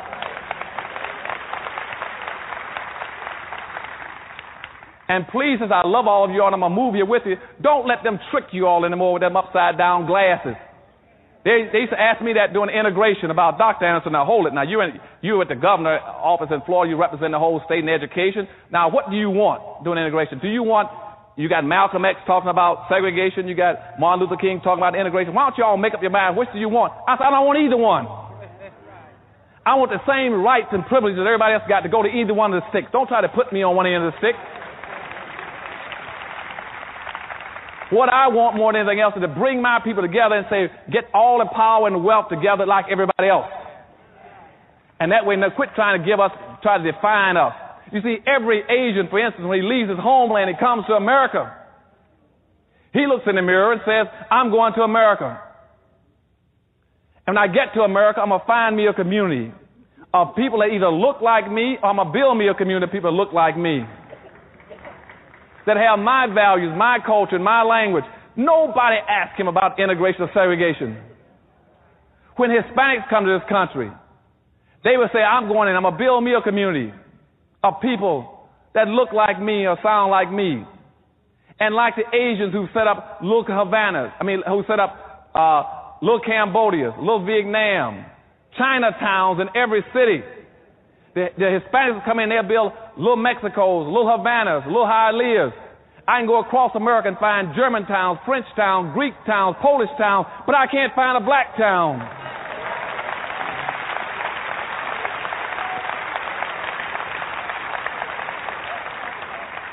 Because of our inappropriate behavior pattern with the Rodney K, we keep trying to integrate. Nobody else is trying to integrate. Why would you try to integrate? And I just told you in 1790 the law says in the Constitution that the majority will win and the minority will lose. If the majority will win and the minority will lose, why would you ever do anything that breaks yourself into smaller pieces when you already a plan systematically program the minority? Now you got other people in a category called minority. You got women, gay, Hispanic, anything you want. Midgets, Hispanics, anything you want. But nobody goes by there and say how many you can have. You've ever heard anybody say we can only have so many women in the country, or so many midgets in the country, or so many gay in the country, or so many AIDS? The only thing they say is you must have is so many blacks. We're the only people. And see, and another thing you got to understand, I told you last time I was here, is that you got to remember that you are the only non-immigrants in America. The only non-immigrants. So when you start using a word for yourself, always call yourself a non-immigrant. Don't call yourself anything else other than that. Don't call yourself a minority. And to some degree, if you really want to be slick, I would even call myself an African American. Why not? I asked one girl in Texas, but she said, I noticed you never call yourself an African American. She said, I said, why? She said, why is that? I said, because I'm black. You see? She said, but why? But are you still an African American? I said, no.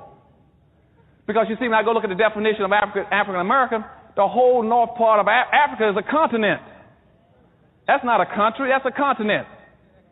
People coming in from El Salvador, and they're El Salvadorians.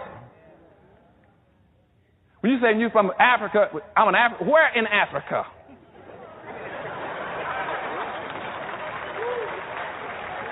Do y'all understand what I'm saying? Where in Africa? And plus that, and worse than that, is that the whole north part of Africa, those coming in the country, they are Arabs, Palestinians, Chaldeans, Egyptians. They are classified. Those are whites coming in, but they also call themselves African Americans. When I go down through different parts of the west coast of Africa, I got people coming in from west coast of Africa. They are Pakistanis and Indians, East Indians, but they call themselves African Americans. When I go down to whites coming in from South Africa, they call themselves African Americans. And what they've done again is smother the issue over. So when I go break it open, it's like cracking open an egg. Like when I look inside the word minority, I look inside of African American, I find the number of blacks that came into the country last year out of 26,000 African Americans, I only find something like 4,000 blacks. And that's why they're going to put the moves on you again. What they want to do is to cover it up again so you can't figure out what's happening to black folks. So a new term, they're going to say, well, we buried a lot of them under minorities, that concept. We buried a lot of them under the term Afro-American. Now let's come up with another term called multicultural. And Asian or Asia-Rasian or something, where nobody know what they are anymore. And see, if we bury them, nobody know what the conditions are for them anymore. They can't figure it out either. And see, that way we lock in the structural inequities. If racism, slavery, and Jim Crowism made whites 50-foot giants, and your problem is that whites got this much, you got that much, if you bury everything and smother it over, you'll never figure it out. You all going to have to fight from now on to make sure that it's only black. Every issue is black, so you can find out what's happening to your people. They're going to try to bury it because whites now got a choice. Either correct the structural inequities or hide it. And it's much cheaper to hide it. And one of the easiest way of hiding it is to co-opt your leadership. To pay off the black leadership and bring them inside the circle, and they're not going to make issues over anything. Instead of focusing on, as I said, your problem is the structural inequities. The structural inequities are so bad in America, and they have been so bad since slavery, that civil rights and integration can't even reach black folk. They're so badly damaged and hurt. And I don't know why the blacks keep running around talking about we want civil rights and equality. You can't get equality if you're unequal. Unless, again, they put those glasses on you and turn them upside down, and all of a sudden you begin to see unequal as being equal. The worst kind of racism is the racism that pretends that unequals are equals. And that's what they've done to you. They got this whole new concept called a colorblind society. And what colorblind society means, let's be blind to black folks, pretend we don't see them. And they're hiding and smothering it again for you. And that's what it means. Now, where did that come from? It came from some of the white civil rights think tanks out of Washington. After the civil rights movement, what they wanted to do was say, let's bury the issue with black folk. And they gave our civil rights leaders a chance after the civil rights movement that made the difference. They didn't take it. Our black leadership displayed inappropriate behavior coming out of the civil rights movement. Throughout the civil rights movement, when they should have been focusing on the real issue, they didn't do it. Instead of focusing on correcting the historical damage that had been inflicted on black folk, they started messing around with civil rights and integration and never touched the problem. Ran all over the country thinking that by taking down the signs over the water fountains or the bathrooms about colored only or black only, that they were dealing with racism. They didn't even touch racism. Racism was 3 stories down. Getting a black folk to sit in a white restaurant or sit on the front of a bus has no meaning at all. The second thing they did was they never had a plan. They ran all over the country from one demonstration, one march to the next one, never had a national plan about what they're going to do when they get there and what the next generation of blacks are going to do. And thirdly, they never built an institution to carry out a national plan. And when they did that, whites then changed their policy on blacks.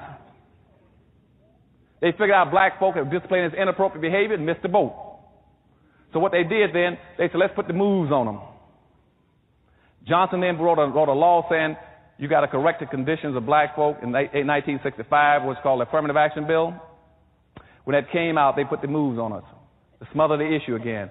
Affirmative action was supposed to have been intended to correct those structural inequities between blacks and whites that have occurred as a direct result of all those years of things I'm talking about. As soon as the bill came out, whites immediately started changing it, and black leadership bought it. The issue was supposed to be going this way. Watch how they flip the glasses upside down on you. The issue was supposed to be correcting historical what has happened to blacks historically by racism and discrimination. They switched and said, let's not talk about historical, let's talk about present day and the future. You're supposed to have been dealing with racism, which means group-based. They said, no, forget about that. Let's deal with individual discrimination. The issue was supposed to have been focusing on dealing with things that have happened to black folk. They changed it. No, let's deal with issues pertaining to everybody. Women, gays, handicapped, everything else. And when they did that, they destroyed affirmative action. Don't even waste your time even chasing affirmative action anymore. It's been destroyed. It was supposed to be helping black folk. Now, what the other groups did, they said, now that somebody put out a law to help black folk, how do we become equal to blacks? And that's when the Hispanics jumped up with this thing called Hispanic, the concept. Before that, we didn't have anything called Hispanic. But they thought in the early 60s that black folk might get something out of the civil rights movement. So what they did, they went to the table and came up with a whole term called Hispanic. They said, let's go all over the world and find everybody that speaks Spanish and pretend they're equal to black folk. And let's pretend that the Spanish language has been handicapped, Jim Crowed, enslaved, hung, lynched, decapitated, and everything else, and therefore is entitled to be treated like a black person. And they fabricated a new race called Hispanics. So now that means any person coming from Spain, Portugal, Philippines, any place, say, I'm a Hispanic, I'm equal to black folk. And the worst part about it, and then every time you hear a report about poverty, they'll go compare Hispanic poverty with black poverty. Nobody ever stopped there. Hold a second. You got to quit playing that game. You're smothering the issue. The poverty on black folk is poverty that's been there for 400 years. That's the same old poverty they've been dealing with for 400 years, and you got rolling poverty. You keep having Hispanics coming into the country and comparing the poverty they're bringing into this country with the poverty that's been with black folk for 400 years.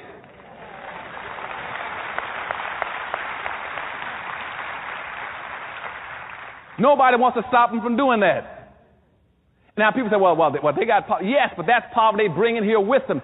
Black folk didn't bring poverty with them. It was given to us as a gift.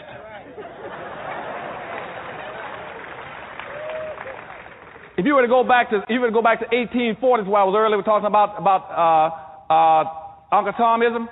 Back at that point in time, you did not have one single solitary Hispanic in the entire United States. But you had almost 5.5 million black folk that were enslaved, who had been enslaved for 250 years.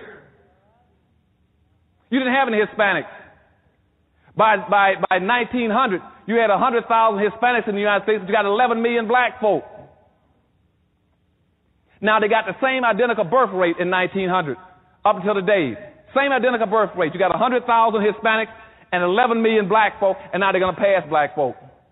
Now, somebody who can count past 3 should say, hold a second. How can you only have 100,000 of them in 1900 at the same birth rate, and you got 11 million blacks and now passing blacks? Because 2 million every year walking across the border. It is not this country's responsibility to be correcting all their poverty. It is the country's responsibility to correct the poverty they put on people.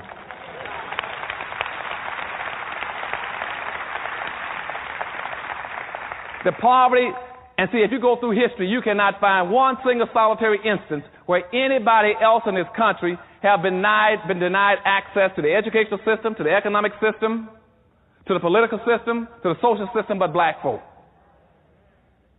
Don't you let anybody compare themselves with you. And that's why I said a few minutes ago, use terms that isolate you and reconnect you with your history and give you a special uniqueness so that nobody can piggyback off of you. Use the word non-immigrant.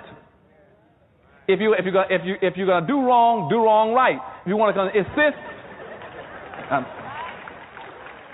for those in the audience who want to insist on using the word minority, then at least qualify and say we're the only involuntary minority, or we're the only planned minority. But don't use this term where it means everybody collectively. Because the whole concept of minority means to confuse the issue and defuse any resources you could have gotten. Now, where does that come from as a minority? Let's deal with that concept a second. Now, at this point in time, black people have to understand in America that if you go back to the Constitution I was talking to you about earlier, the Federalist Papers were the document upon which the Constitution was drafted. The Federalist Papers said this, that if you're going to have a social democracy, where the rule is that the majority will win and the minority will lose, then the majority has some obligations. First of all, if you use that social democracy that we're currently using, the majority have these obligations. One, it is the majority's responsibility to protect the rights of the minority. It is not your right as a minority to keep going out here marching and demonstrating. It is the dominant white society to make sure you got everything you need. That's their obligation. Point 2 in the Federalist Papers that gave the structure for the Constitution, it also says that if you use a social democracy like we have in the United States, that you cannot do anything to stop the minority from becoming the majority. And immediately after that Constitution went into effect, within a year, they enacted the immigration law to put a zero quota on blacks to make sure they stay a minority. They violated the Constitution in 1 year to make sure that you become a permanent minority. And I have not heard one black legal scholar in the United States make that an issue. None of them made it an issue. That's inappropriate behavior on the part of our legal scholars in this country. And thirdly, in the Federalist Paper, it says, and if you the majority fails to protect the rights of the minority, and if you do something to impede the minority from becoming the majority the same way you became the majority, then thirdly, that minority has no right to abide by your laws and your rulings. Now think about that. Now I want to know where all my black scholars and my black legal minds, why aren't you displaying appropriate behavior and investigating that, find out why it is that you got the minority running around trying to protect itself when you know good and well it doesn't have the power and resources to do it. That's like trying to have a baby to look out for himself when you know he cannot go out and work a job and fix his own food. It's your obligation to take care of him. But nobody raised it as an issue in this country. Where all my black legal scholars should be raising issues over the fact that in this country, that the 13th Amendment that was given to black folk, that was supposed to free black folk, was never enforced. The Emancipation Proclamation was supposed to free blacks. That's what they say in the myth. But it wasn't. The Emancipation Proclamation by Lincoln was only to free those blacks that he had no authority over in the first place. He was talking about the blacks who are any black who's in a state that broke away from the United States, you're free. He doesn't have the authority, just broke away. Now, the blacks he could have freed that was still in slavery on the north side, he didn't do anything about them. To this day, they never corrected that. So legitimately, they are still enslaved. Secondly, if you put out the 13th Amendment, freeing people, or let's go to the 14th Amendment. If you go to the 14th Amendment, the 14th Amendment saying they hereby, forbade any kind of involuntary servitude. Then they stuck a clause in there, except when duly have been prosecuted and charged. You know what that means? What that meant was then that any white in the South who wanted to re-enslave black folk, all they'd do is come up with a charge, and he can re-enslave you. And what the South did immediately after the 14th Amendment went into process, they passed what's called a Black Codes in 1865 and 66. The Black Codes then said that any black person who used to be a slave, who's now free, he must be able to show me he has a contract for employment in his hand by the 1st of January. Or therefore I can arrest you and charge you with vagrancy and put you back into a plantation and slave you again. Now, all the people knew that. They didn't raise any cane about it. Today, that's still a part of our Constitution. I don't hear my black scholars. Where's the appropriate behavior? Now, why is that important now when I talk about appropriate behavior? Because now there's a bill on the Hill where some white conservatives now want to lay claim to the 14th Amendment and say they're going to write a law called Equal Opportunity Act. What they're going to say now is that bill can be used for whites too, so that you can now not infringe on their rights. And what black folks should have done is gone back to the slaughterhouse case in 1872, which says that the 14th Amendment was strictly written for black people. In other words, whites are using the 14th Amendment for reverse discrimination charges against black folk. Now, you all follow me through on this. How can you allow somebody, if something is written on this side to help save you from this guy, how can you let him take the same law and knock your brains out on the other side with it? Am I losing you all on this now? But so how can whites come around now and claim use of the 14th Amendment that was written to protect black folk from whites? And now whites are taking to use it to hit blacks with it. Where are my black lawyers and judges? And you got a black sitting on the Supreme Court now. It keeps ruling, talking about he's the constitutional authority based on the Constitution. I'm just telling you, the Constitution is knocking our brains out. I don't need no more Constitution.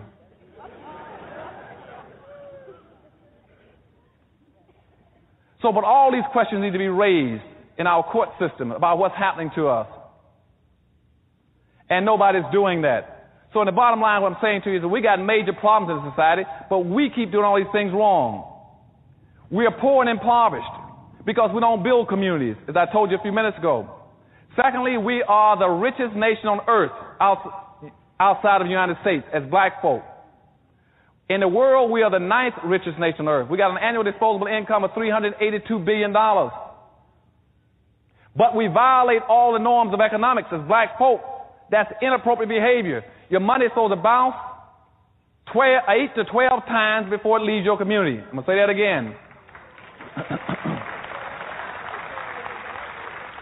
Black money is supposed to bounce 8 to 12 times. That means it must go through at least 8 to 12 black hands before it gets out of the Crenshaw neighborhood. 8 to 12 times. And it doesn't. Black money does not bounce one time.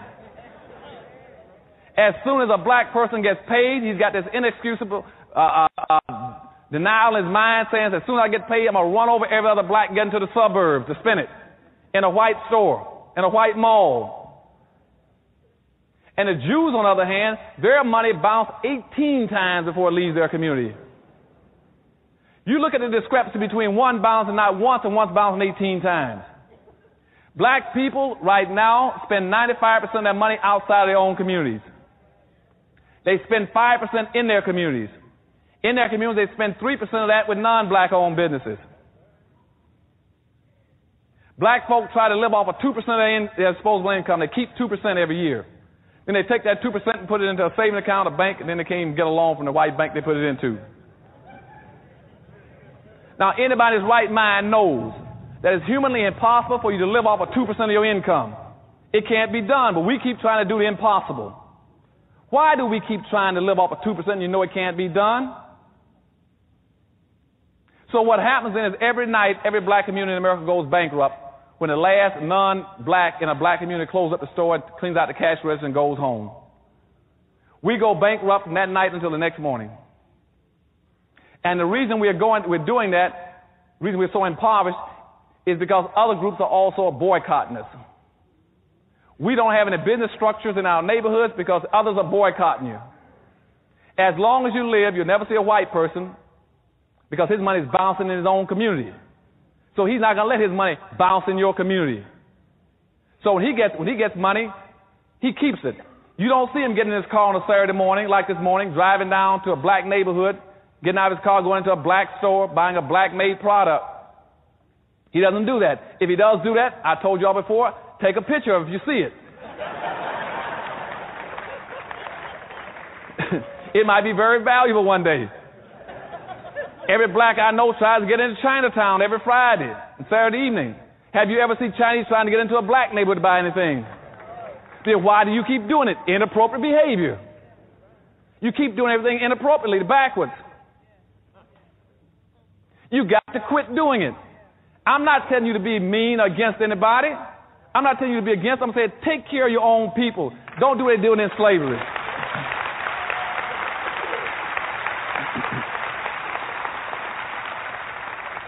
And an instance of that, let me jump back into history again.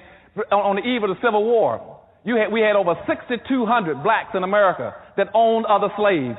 6,200 blacks were slave owners. Now, let me break that down a little more specific for if you don't understand what I'm talking about, not looking out for your own people, inappropriate behavior. Same thing out of Africa. They never changed all these things, still doing the same thing, and it's brainwashing, seeing things upside down. In New Orleans, for instance, in New Orleans, I only had 842 blacks in the city at the time. And out of the 842, 612 of them owned slaves. Because they thought they were of a different color. They called themselves Creole and mulatto, so they wouldn't enslave the rest of their people. And when blacks tried to break free in New Orleans, out in the parish, in Jefferson Parish, the blacks went and joined the whites to put down a black revolt. And not only did they put it down, they helped slaughter the blacks. They chopped our heads off and put a head on a pole or something like every 100 yards, all leading all the way into New Orleans. That's inappropriate behavior of our people. Keep doing it in your own people. Then trying to find justifiable reasons. When the day you do the same thing, it's inappropriate behavior, same kind of behavior pattern, you're still killing your people. When I ask, why don't you go to a black store and spend your money at a black store? They say, Doctor, I want to go to a store. I don't go to a store. Why? I say, well, he sells it costs too much. He charges more than the guy 3 doors down. I said, who's the guy 3 doors down? Well, he's Chinese. I said, who's the guy? Well, he's black. See, that's inappropriate behavior because they don't understand what we call cost-benefit analysis, which means where are you getting the greatest benefit? Where do you get the greatest benefit for your race and your people and your money? If you go spend $1 with a black here and you go spend $1 with a white, and the white or the Chinese takes it out of his community and uses it against you. At some point, somebody's got to be home upstairs. You got to say, yes, it might cost me a few pennies more to buy from a black, but I get more in return. Particularly if I can get him to keep that money in his neighborhood and spend it with another black person. They said, well, what if his merchandise is bad? And you go down there and tell him. You go down there and tell him, let me tell you something. You got 6 months to clean up this place. You got 6 months to put in a better quality product. You got 6 months to start putting up better security and lighting in here. And you got 6 months to change your negative attitude.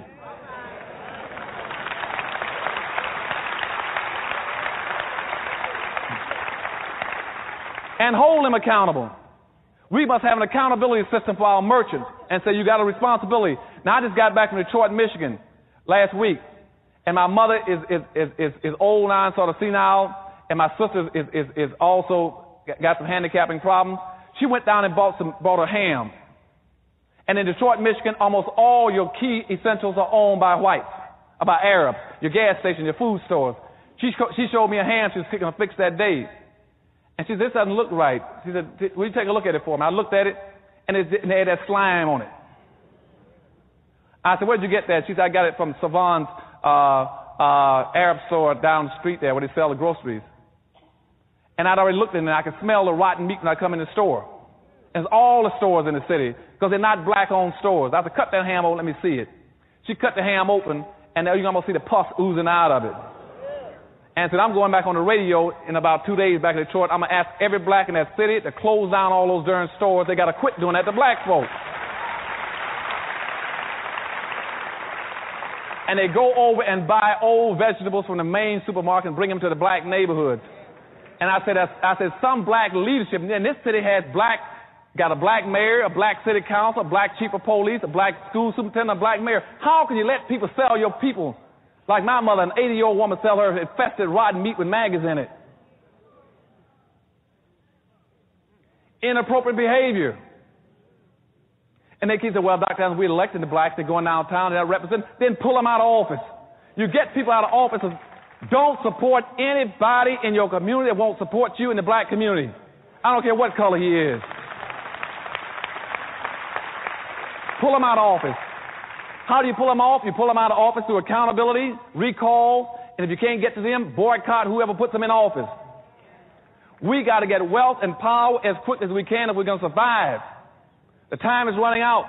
We need money. We don't need jobs. We need money.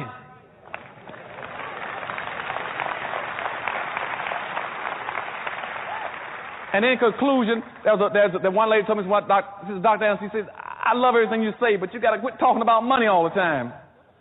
I said, why? She said, because money is not everything. So I said, tell me what money is not. She said, well, money can't buy you love. I said, I'll tell you what. I said, without finance, it won't be any romance.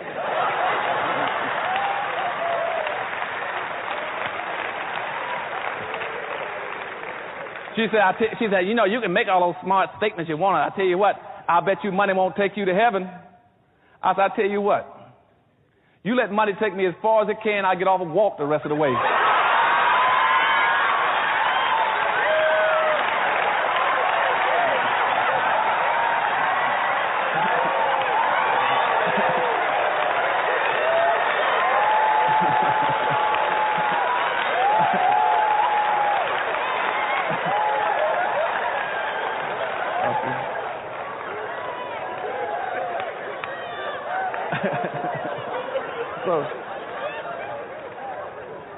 So in my last thing, she said, well, I'll tell you what. She says, I don't care what you say, Dr. Anderson. As far as I'm concerned, money is the root of all evil. I said, you're right. I said, because when I don't have any money and my people don't have anything, I am evil. Okay? So I thank you and I love you.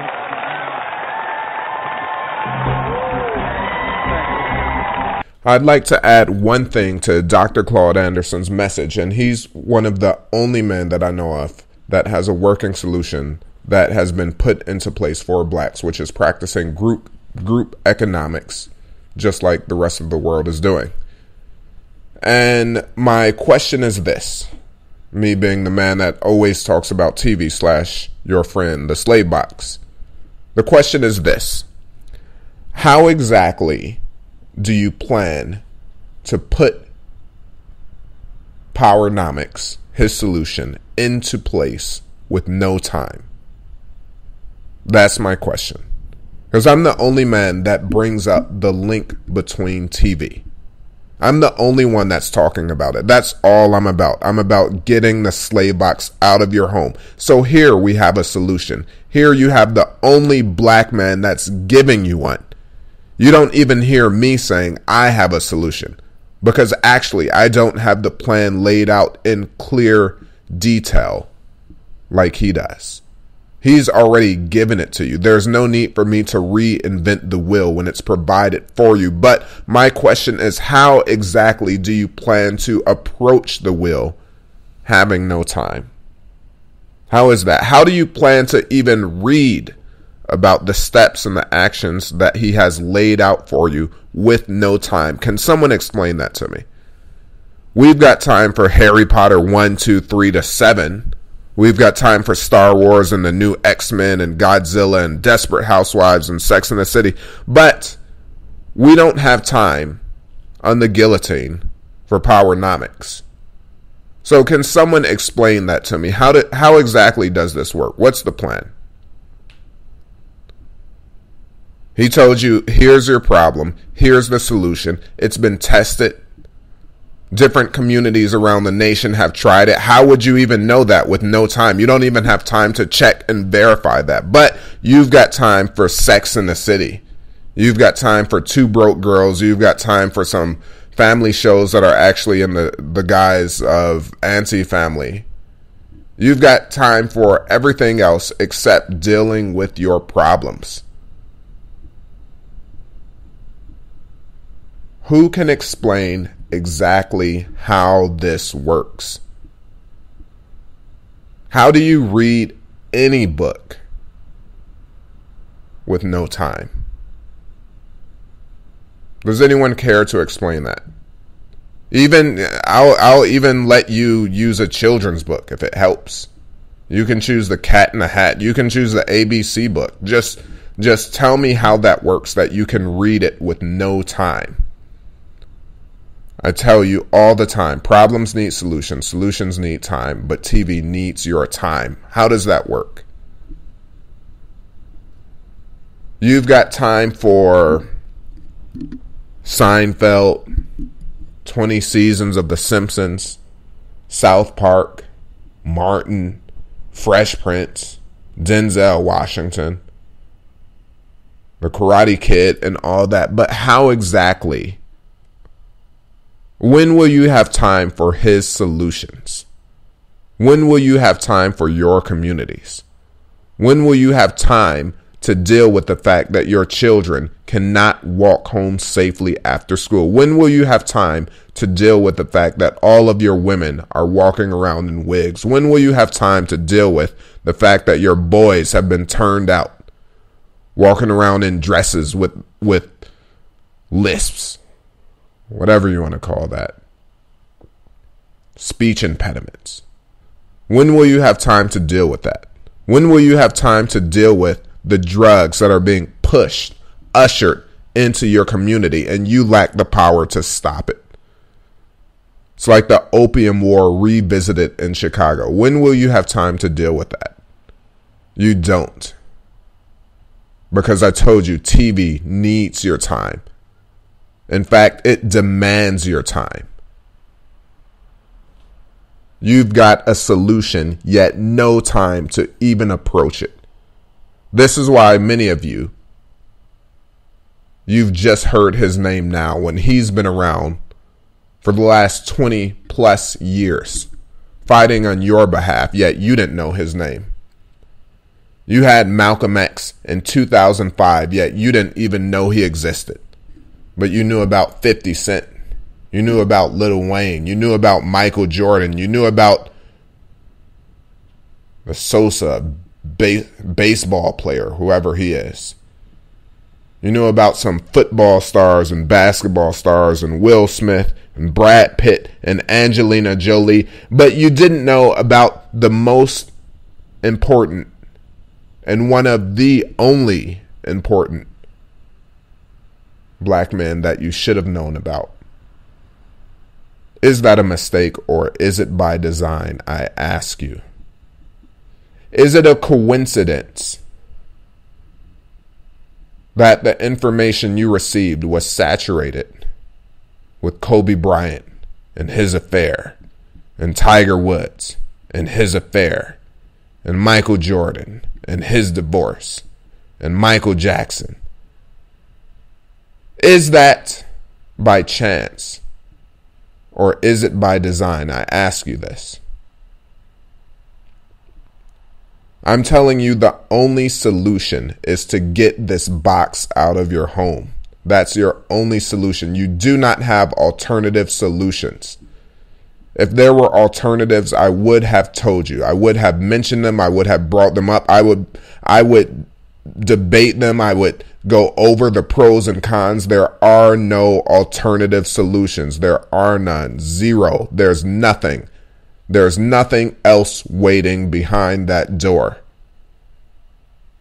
You've already lived a life of a second-class citizen. There's nothing left beyond that. You don't go down to third class, is what I'm saying. You just go out. You're just extinct beyond that. So I'm telling you, this is your only solution. He has the solution. It's been there waiting for you, but you don't have time. You're busy. You've got to get through the next season of Scandal. You've got to get through the next episode of some Basketball Wives and the Braxtons and more women walking around in wigs and some effeminate men on BET. Emotional men crying out for attention. Thug life, baby. You haven't had enough fill of your Tupac. You've got time for all of these people who have zero to offer you. What solutions has Lil Wayne laid out for you? What solutions has Oprah laid out for you? What solutions has Denzel Washington laid out for you? No, not our Denzel.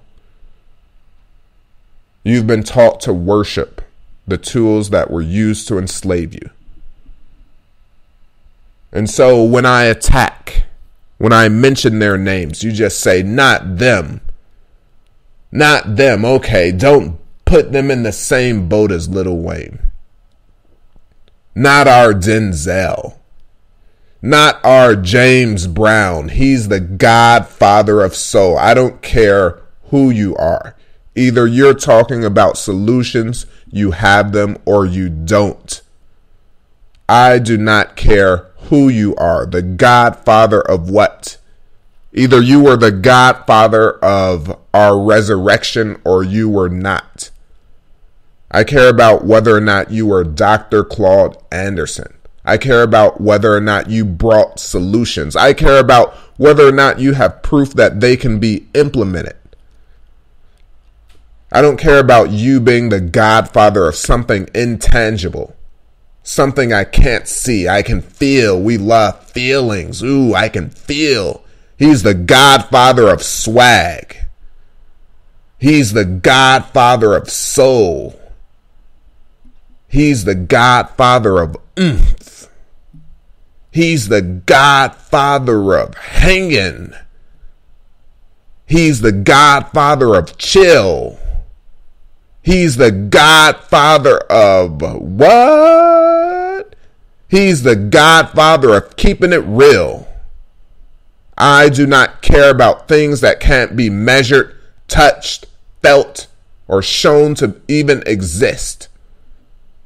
He's the godfather of prayer. I'm telling you, your only solution is to get this box out of your home. When someone tells you you have alternate solutions, do not believe this. It's a lie. Do not listen to them. Do not approach them. Do not attempt to debate them. They've been put in your path. See, a lot of people don't know. Right before you're about to wake up, you have roadblocks that are put in your place in a certain order.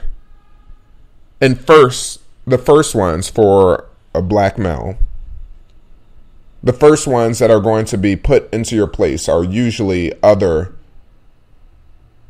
blacks. And often it's going to be males first because we've been taught to be led by the women. So then after the men will come the women in the form of your aunts, mothers, uncles, effeminate uncles, so to say.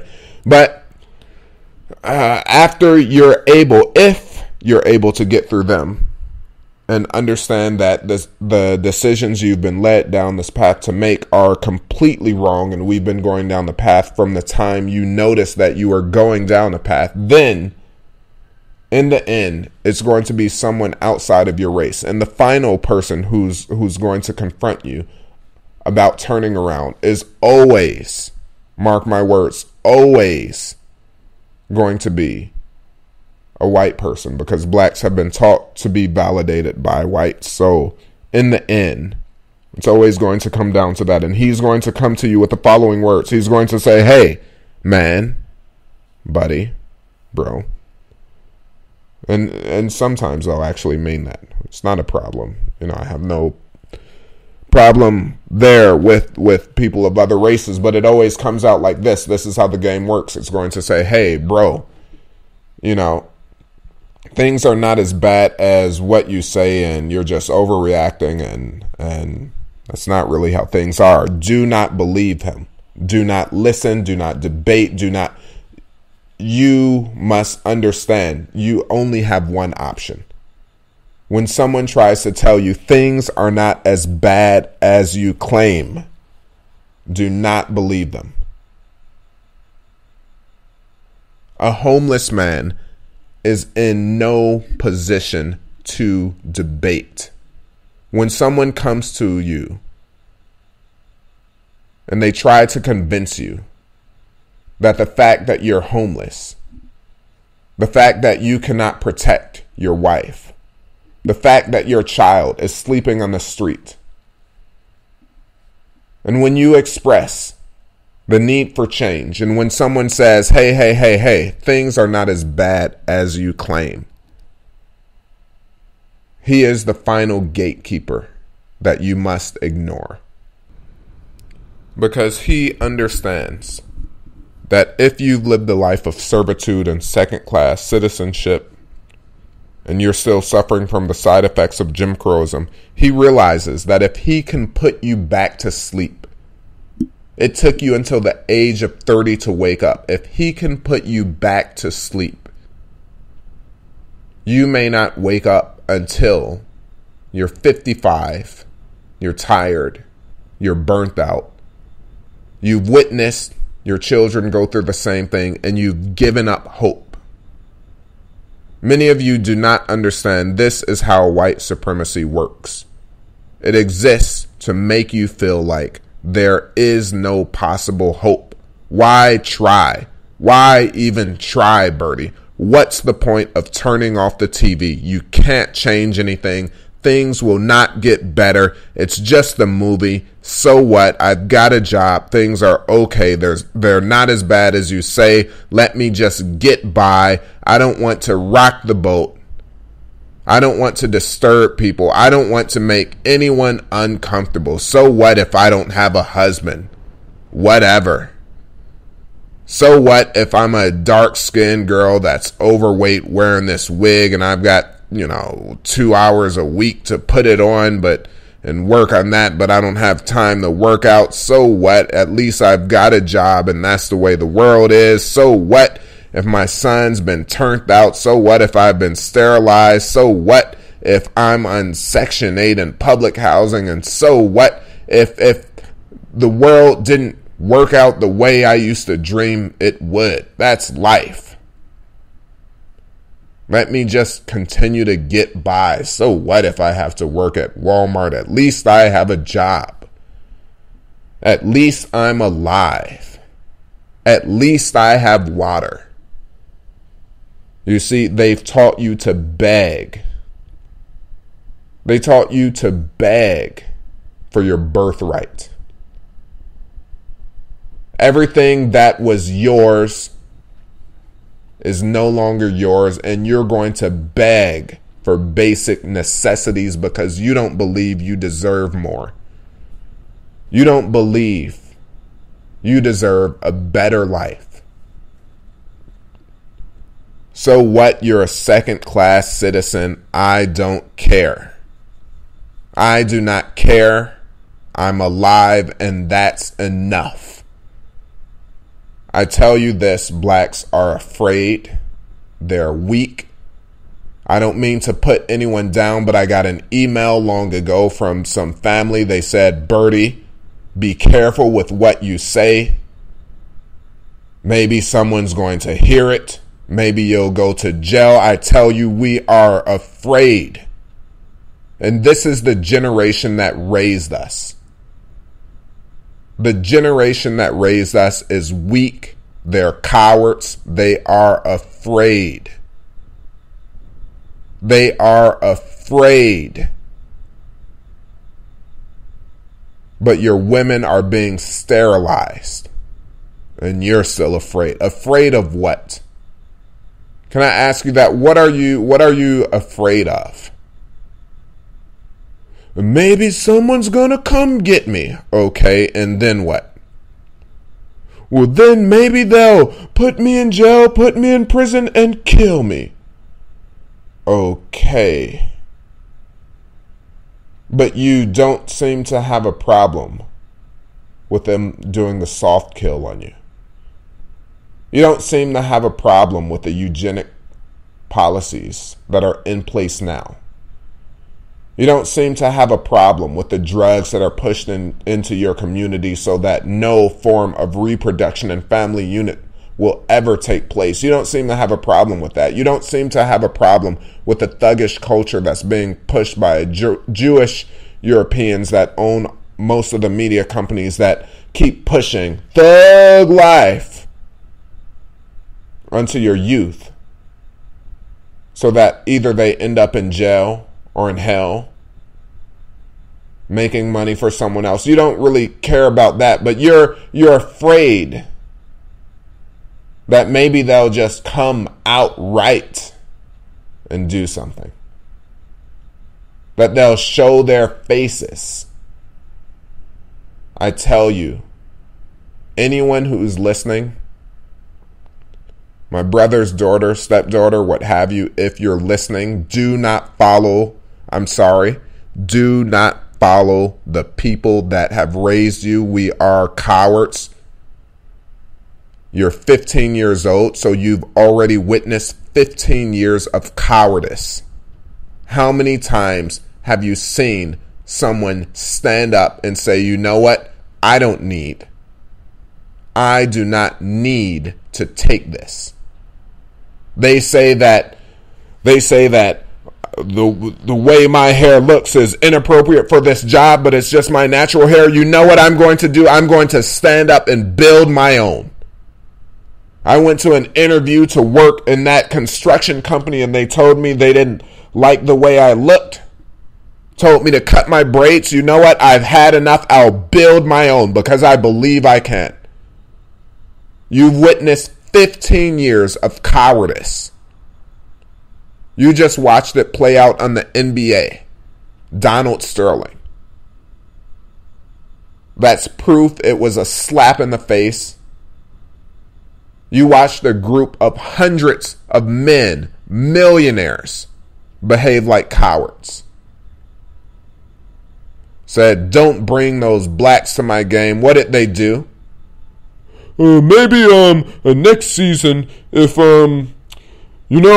things don't change, then maybe next season, maybe next season. I don't really know, but maybe in a season or two, maybe when I retire or about before I retire, when they're about to cut me loose and they're going to stop signing my checks anyway, maybe I'll kind of stand up and show the youth an example and sign a check for the Boys and Girls Club that they also own that'll sponsor me and make me look good. They're cowards. What did their agent say? Don't go on the record making a statement. What did their promoter say? Don't go on the records making a statement. I can tell you right now because I've got family. What did their family say? Don't go on the records making a statement. What did their friends say? Fellow NBA players say? Don't go on the records making a statement. Cowards. I tell you, if you're listening to me now, do not follow these cowards. We're afraid. We're weak. How often have you ever heard a black man say, you know what? I don't care what they think about me. I do not care. I'm going to build it myself. Look at what Chinese people do. when they move to a new country. They arrive there. They say, I don't see anyone that looks like me. I don't see a town. I don't see anything that I own. I'm going to build it. I'm going to make it myself. I do not see a Chinese school in this city. I'm going to build one myself. I'm going to make it myself. Deja, if you're listening, I'm sorry you've been raised by cowards. I don't know everyone who's raised you. I don't know all the pastors in your church and the Sunday school teachers and deacons. I don't know all your teachers in the public school. I don't know your parents very well. I don't know your uncles, aunts, cousins, but I know our community. Chicago is full of cowards. 800,000 blacks there plus. And I can tell you easily 700,000 plus cowards. That's why the city is in the shape that it's in. That's why they have to tell you stuff like, don't walk down this street. That's why they have to tell you that. That's the language of cowards, because they were unable to change anything. And someone's going to say, he thinks he's so much better. And that's their excuse.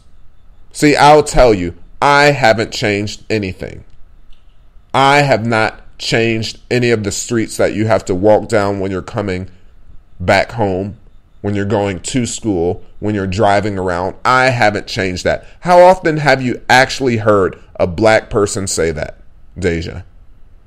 We love to practice group delusion, because it's much easier for me to try to keep my face, to try to keep my self-respect, my self-worth, and tell you, you know what? It's because of other people that the city's like this. It's because of other people that we're in our situation right now.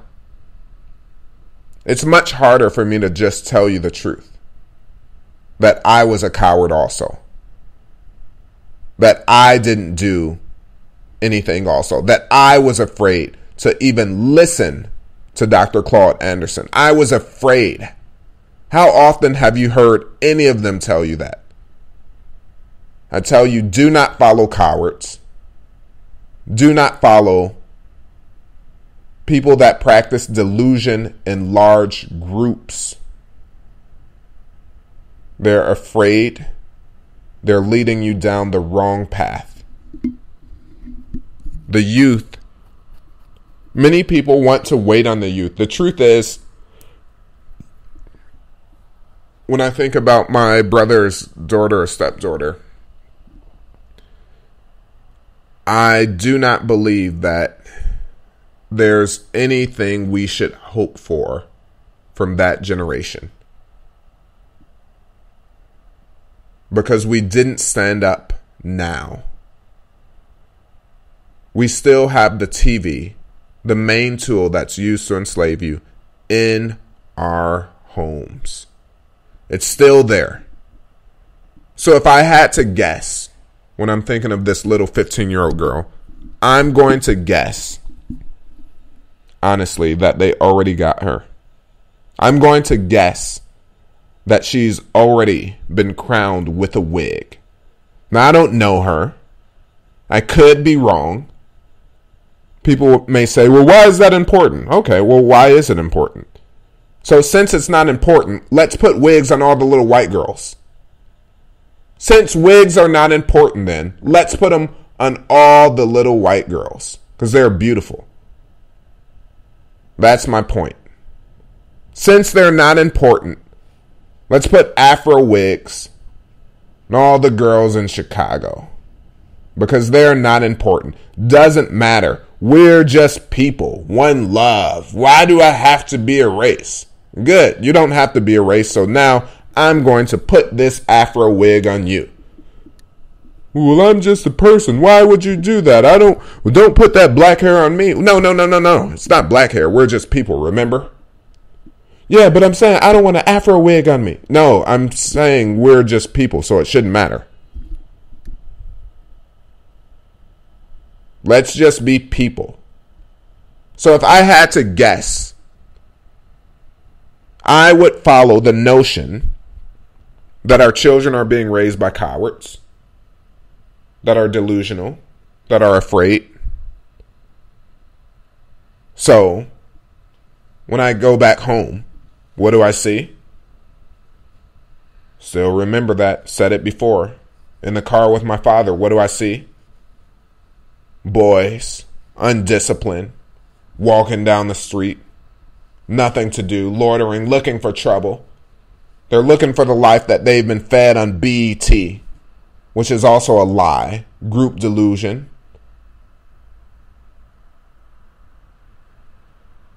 It's group healing run in reverse. So you see boys walking down the street with so much pain in their hearts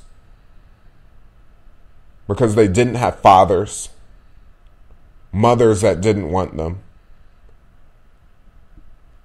hate from the fact that they were just born.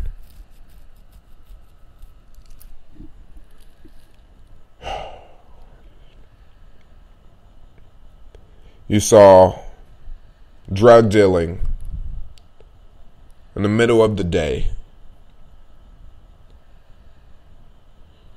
You just saw police beating black people on the streets. You saw them unable to protect themselves from the drugs coming into their communities. That is the weak. Does anyone want to go back and tell me what the Opium War was about? You don't have to go into detail about the history, but can someone tell me what the Opium War was that took place?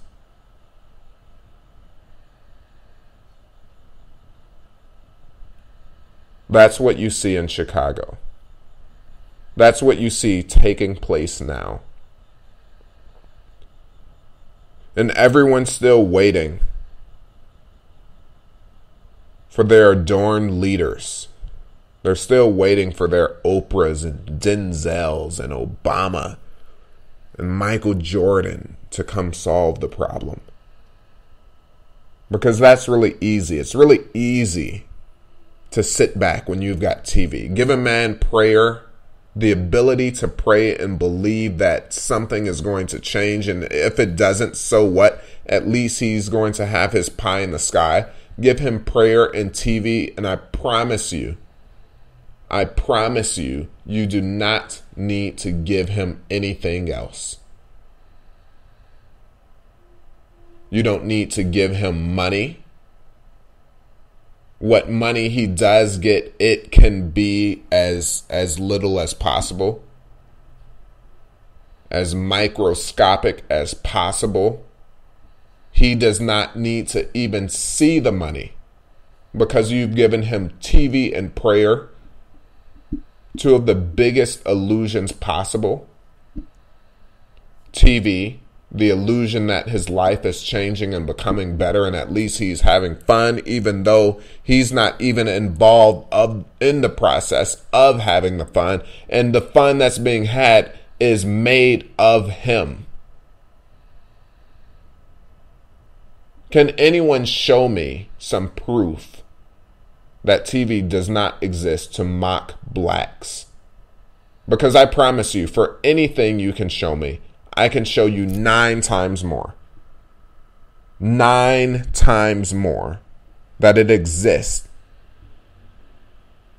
with the pure, maybe not the pure intent, but at least at the bare minimum, the residual intent to mock blacks. And you buy it every time you go for it. Its primary purpose is to mock you, to scorn you, to ridicule you, to laugh at you. And you fall for it every time. There is no other solution. The TV has to come out of your home. I'm still talking. It's because you are not listening. You want to be entertained. You've been programmed to, let's just be entertained. Let me just hear something interesting. Let me hear a joke. You still want jokes. Why? I'm going to make a broadcast about this in the future. But think about what kind of TV should a homeless man be watching? When a man is homeless, he's sleeping on a cutout box. His wife is sleeping next to him on the street. He can't feed his son. What kind of TV should he be watching? If he should be watching any. See, the debate you want to have is, well, Birdie, TV's not so bad. Yeah, I'm not saying it's bad. I'm saying, does the homeless man even have time? Is this his concern? Does he have time for anything other than something that deals with the fact that he is homeless? Because if you ask me, oh, Birdie, you're an extremist. Yes, maybe I am. I just believe that if this man is homeless, he's on the street, his wife is right there next to him, he cannot feed his kid. I believe you do not have time to deal with anything other than the fact that you are homeless, you're on the street, you can't provide and take care of your family. I don't care how many jokes this next comedy is going to show you. I don't care how funny this prank is. I do not care how interesting the song is. I don't care how informative this Discovery documentary about dolphins is. You do not have time to watch anything that deals with a topic other than your homelessness in the context of having a solution. You don't have time to learn about Google Glass and how it's going to benefit the rest of the world. You are homeless. And that's always your main argument. But TV can inform us about so much, and we can learn about the world, and it can give us this. I do not care. You are homeless. Yeah, but it's so funny, and it was interesting. You are homeless. I do not care. I don't care how interesting it was. I don't care what new words and new vocabulary and new songs and about the VMAs. I do not care. You're an extremist. Am I? Because I'm going to ask you, are you? What sort of extreme are you at? The fact that you can be living in poverty and do not care. Is that not the definition of an extremist? Because I feel pretty normal being a homeless man that cares about being homeless. And I find you very extreme. The fact that you want to debate me about watching American Idol, the VMAs, and Iron Man. The fact that you want to tell me how great of a movie it is. You want to tell me how great of a movie Iron Man is. But you can't send your child to walk 200 meters down the street without being in fear of her life. You want to tell me how good this movie is, but you can't control the drugs that are coming into your community. You want to tell me how good this movie is, but you don't even have families. You don't even have fathers in the home, and you don't understand why. You want to talk about movies. The fact that you're homeless and don't care shows me that you are sick. And black people love talking about healing. Every show you turn on, all of the talk radio shows, they're always about healing. It's the time for healing, and we've got to heal. And we're going to heal. And it's all about understanding yourself. And I had to go to... This is what I said. We're practicing group delusion. When all of your shows about healing, and none of them address the injuring, This shows that we are practicing group delusion. What do they always say? Yeah, it's just about love and spreading love and Jesus and love. And when that's your answer, is that your solution? Because Dr. Claude Anderson also has a solution. See, you want the easy way out because right now we're afraid, we're lazy, we're weak. But let me remind you, we've been made to be afraid. We've been made to be weak. We've been made to be lazy, and we've fallen for it. We're taking the bait. So now we actually are lazy. We are weak. We are afraid. We are cowards. And that's why it's so easy to say, well, we just need love. Let's just be people. Yeah, it's easy to say that. Let's just be people. But there are groups that are pushing drugs into your community who don't share that same belief, but you want to be people. Let's just be people. Let's just love each other.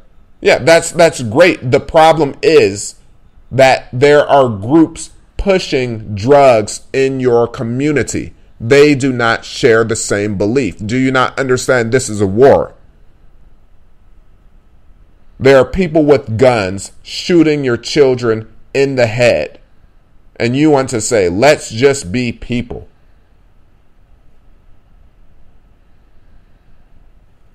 You guys are all wearing blue shirts. And you're saying, let's just be equal. Let's just be people. Can't we all just get along? Yet the people in power, in control, they're out to kill anyone wearing a blue shirt. Do you not understand how this works? The concept of being equal is all right by me. The problem is that the people in power, the people with the guns, the people doing the carnage, do not share this belief. So this war was not started by me. I'm only acting in it involuntarily, but I tell you, I'm going to participate in it because it has been waged. And when I get to power, then I can call for peace. But right now, it is time to take up your arms. It is time to change your actions. It is time to take appropriate behavior. It is time to stop what you're doing. This is not the time to continue the same actions. What actions are we talking about? We're talking about power-nomic actions. We're talking about TV because these are the only things that will bring you out of your predicament. This is the only solution to stopping the war. Well, can't we just all get along? You do not understand. If you don't understand now, if you do not understand now, if you don't understand now what's been happening to you, if you don't understand why Chicago is the way it is,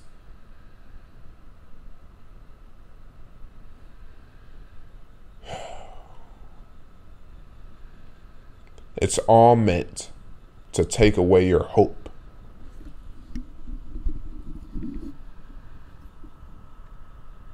Do not debate this. When they come talking about TV and how great it is, do not listen. It's a ploy. It's a trick that's been used time and time again. Let me explain how this works. Because I have friends that believe in this. I think they're my friends, and that's another story. But let me explain how this works. When a black person wakes up to the fact that they're being deceived by the world they're participating in, because we've been taught that the life that we live as second-class citizens is perfectly normal and it's all right. You can't really change anything, so don't really talk about it. And if you do, well, you sound kind of racist there, even though you don't actually have anything. You don't actually control anything. You don't really have any power, wealth, and influence. But the fact that you're talking about this is too much. So just keep that to yourself. And I don't like the way it sounds. And why would you even say that? So look at this. This is how the game works. When I bring up the fact of how the music is also put in your way as a wall. It's meant to block you and guide you and continue guiding you down the path that you've been going down from the time you were born, for people that are my generation. And when you wake up to the fact that it's actually misleading you, there's going to be someone who's going to say, and not just someone, many people that are going to contest you. They're going to say, how could you say that? Look at all the greatness that's come out of rap and pop and music. And look at all the greatness. I've had so many friends say this to me. And the problem with this is the following. If it's so great, let me give it all to you. Let me give it to your children.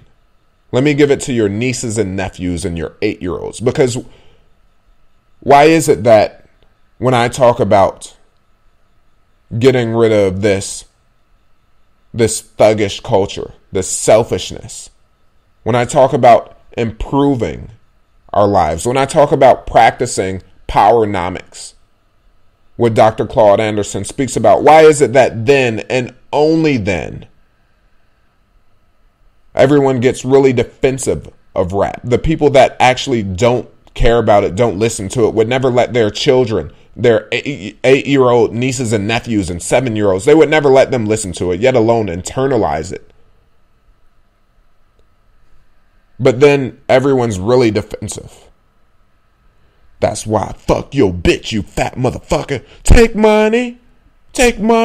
First the fuck your clique and the fifth the game. And then all the filth. Everyone's defensive about it now. But when I'm like, hey, you've got to get this music out of your home. You've got to stop listening to it. This is not helpful. Turn it off. I never want to hear it again. That's when the guards show their faces. Hey, but come on, Birdie. It's got some good in it. It's not so bad. There's some good, and then they come ready for a debate. Don't fall for the trick. Because this is what will happen. They're going to pull out Black Eyed Peas, Where is the Love? They're going to pull out Whitney Houston, I believe the children are our future. They're going to pull out Mariah Carey and Celine Dion. Baby, I still believe. And they're going to go into the tank and they're going to pull out everything they can to convince you you're wrong. And we being blacks, we love being validated by whites. They're going to pull out everything they can. And it's going to work like this. If they can convince you, if they can show an ounce of doubt in you that you are wrong, then they're going to get you to doubt yourself. They're going to pry open that door. And then when you walk down the block, when you're back in Chicago, New York, LA, DC, Atlanta, Detroit, when you're walking down the block and your eyes start to tear and you just say, why is it that things just don't seem to get better? Why can't we change this? They're going to say, hey, you know what, Bertie, before we talked about this and you said that this was your music. So take it. There it is. This is yours. because they're preparing to throw it back on you. When I say this is not the black man's music, this is not the black man's music. 50 Cent does not speak for black men. I do. Lil Wayne does not speak for black men. I do. Denzel Washington does not represent black men. I do. If they can get you to cast doubt, when it comes down to it, then they're going to say, hey, Bertie, remember when we talked about that and you kind of agreed with me? Yeah, well now, since you did, here's your artist. Here's your Lil Wayne. Because you kind of agreed with me. You agreed that there was some goodness, just some, in rap and hip hop and pop. You believe that, yeah, TV, it was, you believe that some of the actors are an exception. So here they are. Don't complain because you agreed with me. This is how the game works. They're going to try to stop you from waking up to the fact that you've been misled for as long as you were awake. From the moment you were able to remember your life, you were being misled. Your right hand is actually your left hand. And you'll never understand that with the TV in your home. I tell you, get it out of your home. When someone comes, do not debate them. If you do it on your terms. For example, I'll tell you my terms. I do not debate in my home. I don't allow wigs in my home. I don't allow drugs in my home. These conversations are needed. It's okay. But do it on your terms. I promise you this. I will cut off my right hand if it talks back to me in my home. I promise you. I will kick anyone with a wig from this point forward out of my home. I do not care about the repercussions. They will not be allowed into my home. I promise you this. Someone tries to bring drugs into my home, I'll throw them out. We will not speak again. I do not care if it's Jesus. He can condemn me in the afterlife. The bar has been set. There is no compromising. If someone doesn't like it, so be it. TV is the same. I'm building a school. I do not have time for it. I do not have time for Harry Potter and the lightning on his forehead and Spider-Man and Iron Man and Superman and the X-Men and the Wolverines. I do not have time for them. I'm building a school. I'm going to be practicing group economics just like the rest of the world. For the black men that are building, that have projects they're working on, I'm donating. My money's there. I've already given it. You need to be on the same page. My standards are there. Get in line.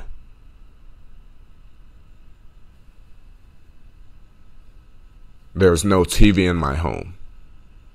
No drugs in my home. No wigs in my home. Get the slave box out of your home. I'm Bertie Tolar, the only man that's talking about taking down your friend, the slave box. Get that TV out of your home. Deja, please, you got to listen to me. Listen to me, Deja. If you miss this chance, I promise you, you know what they're planning for you. Look around the community. You know what they're planning for you. You know they're setting you up to be a single woman with a wig, fat, overweight, with an attitude. They're going for broke.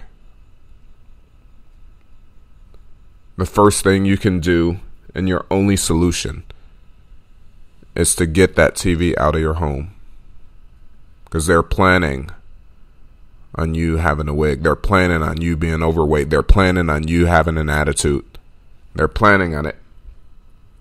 This is by design. This is no accident. This is no accident. They want you to believe that for centuries, black women have been like this. That is a lie. It's by design. Black women have not been rolling their necks for centuries. They haven't been babies' mamas for centuries.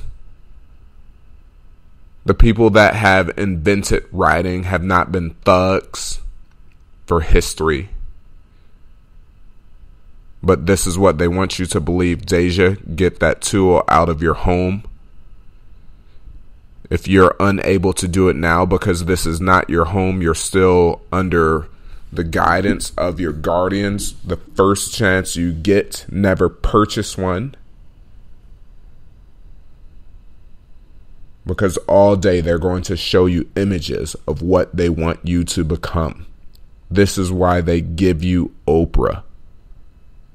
Another single woman who's doing all right with no legacy, no family, no one to pass anything on to.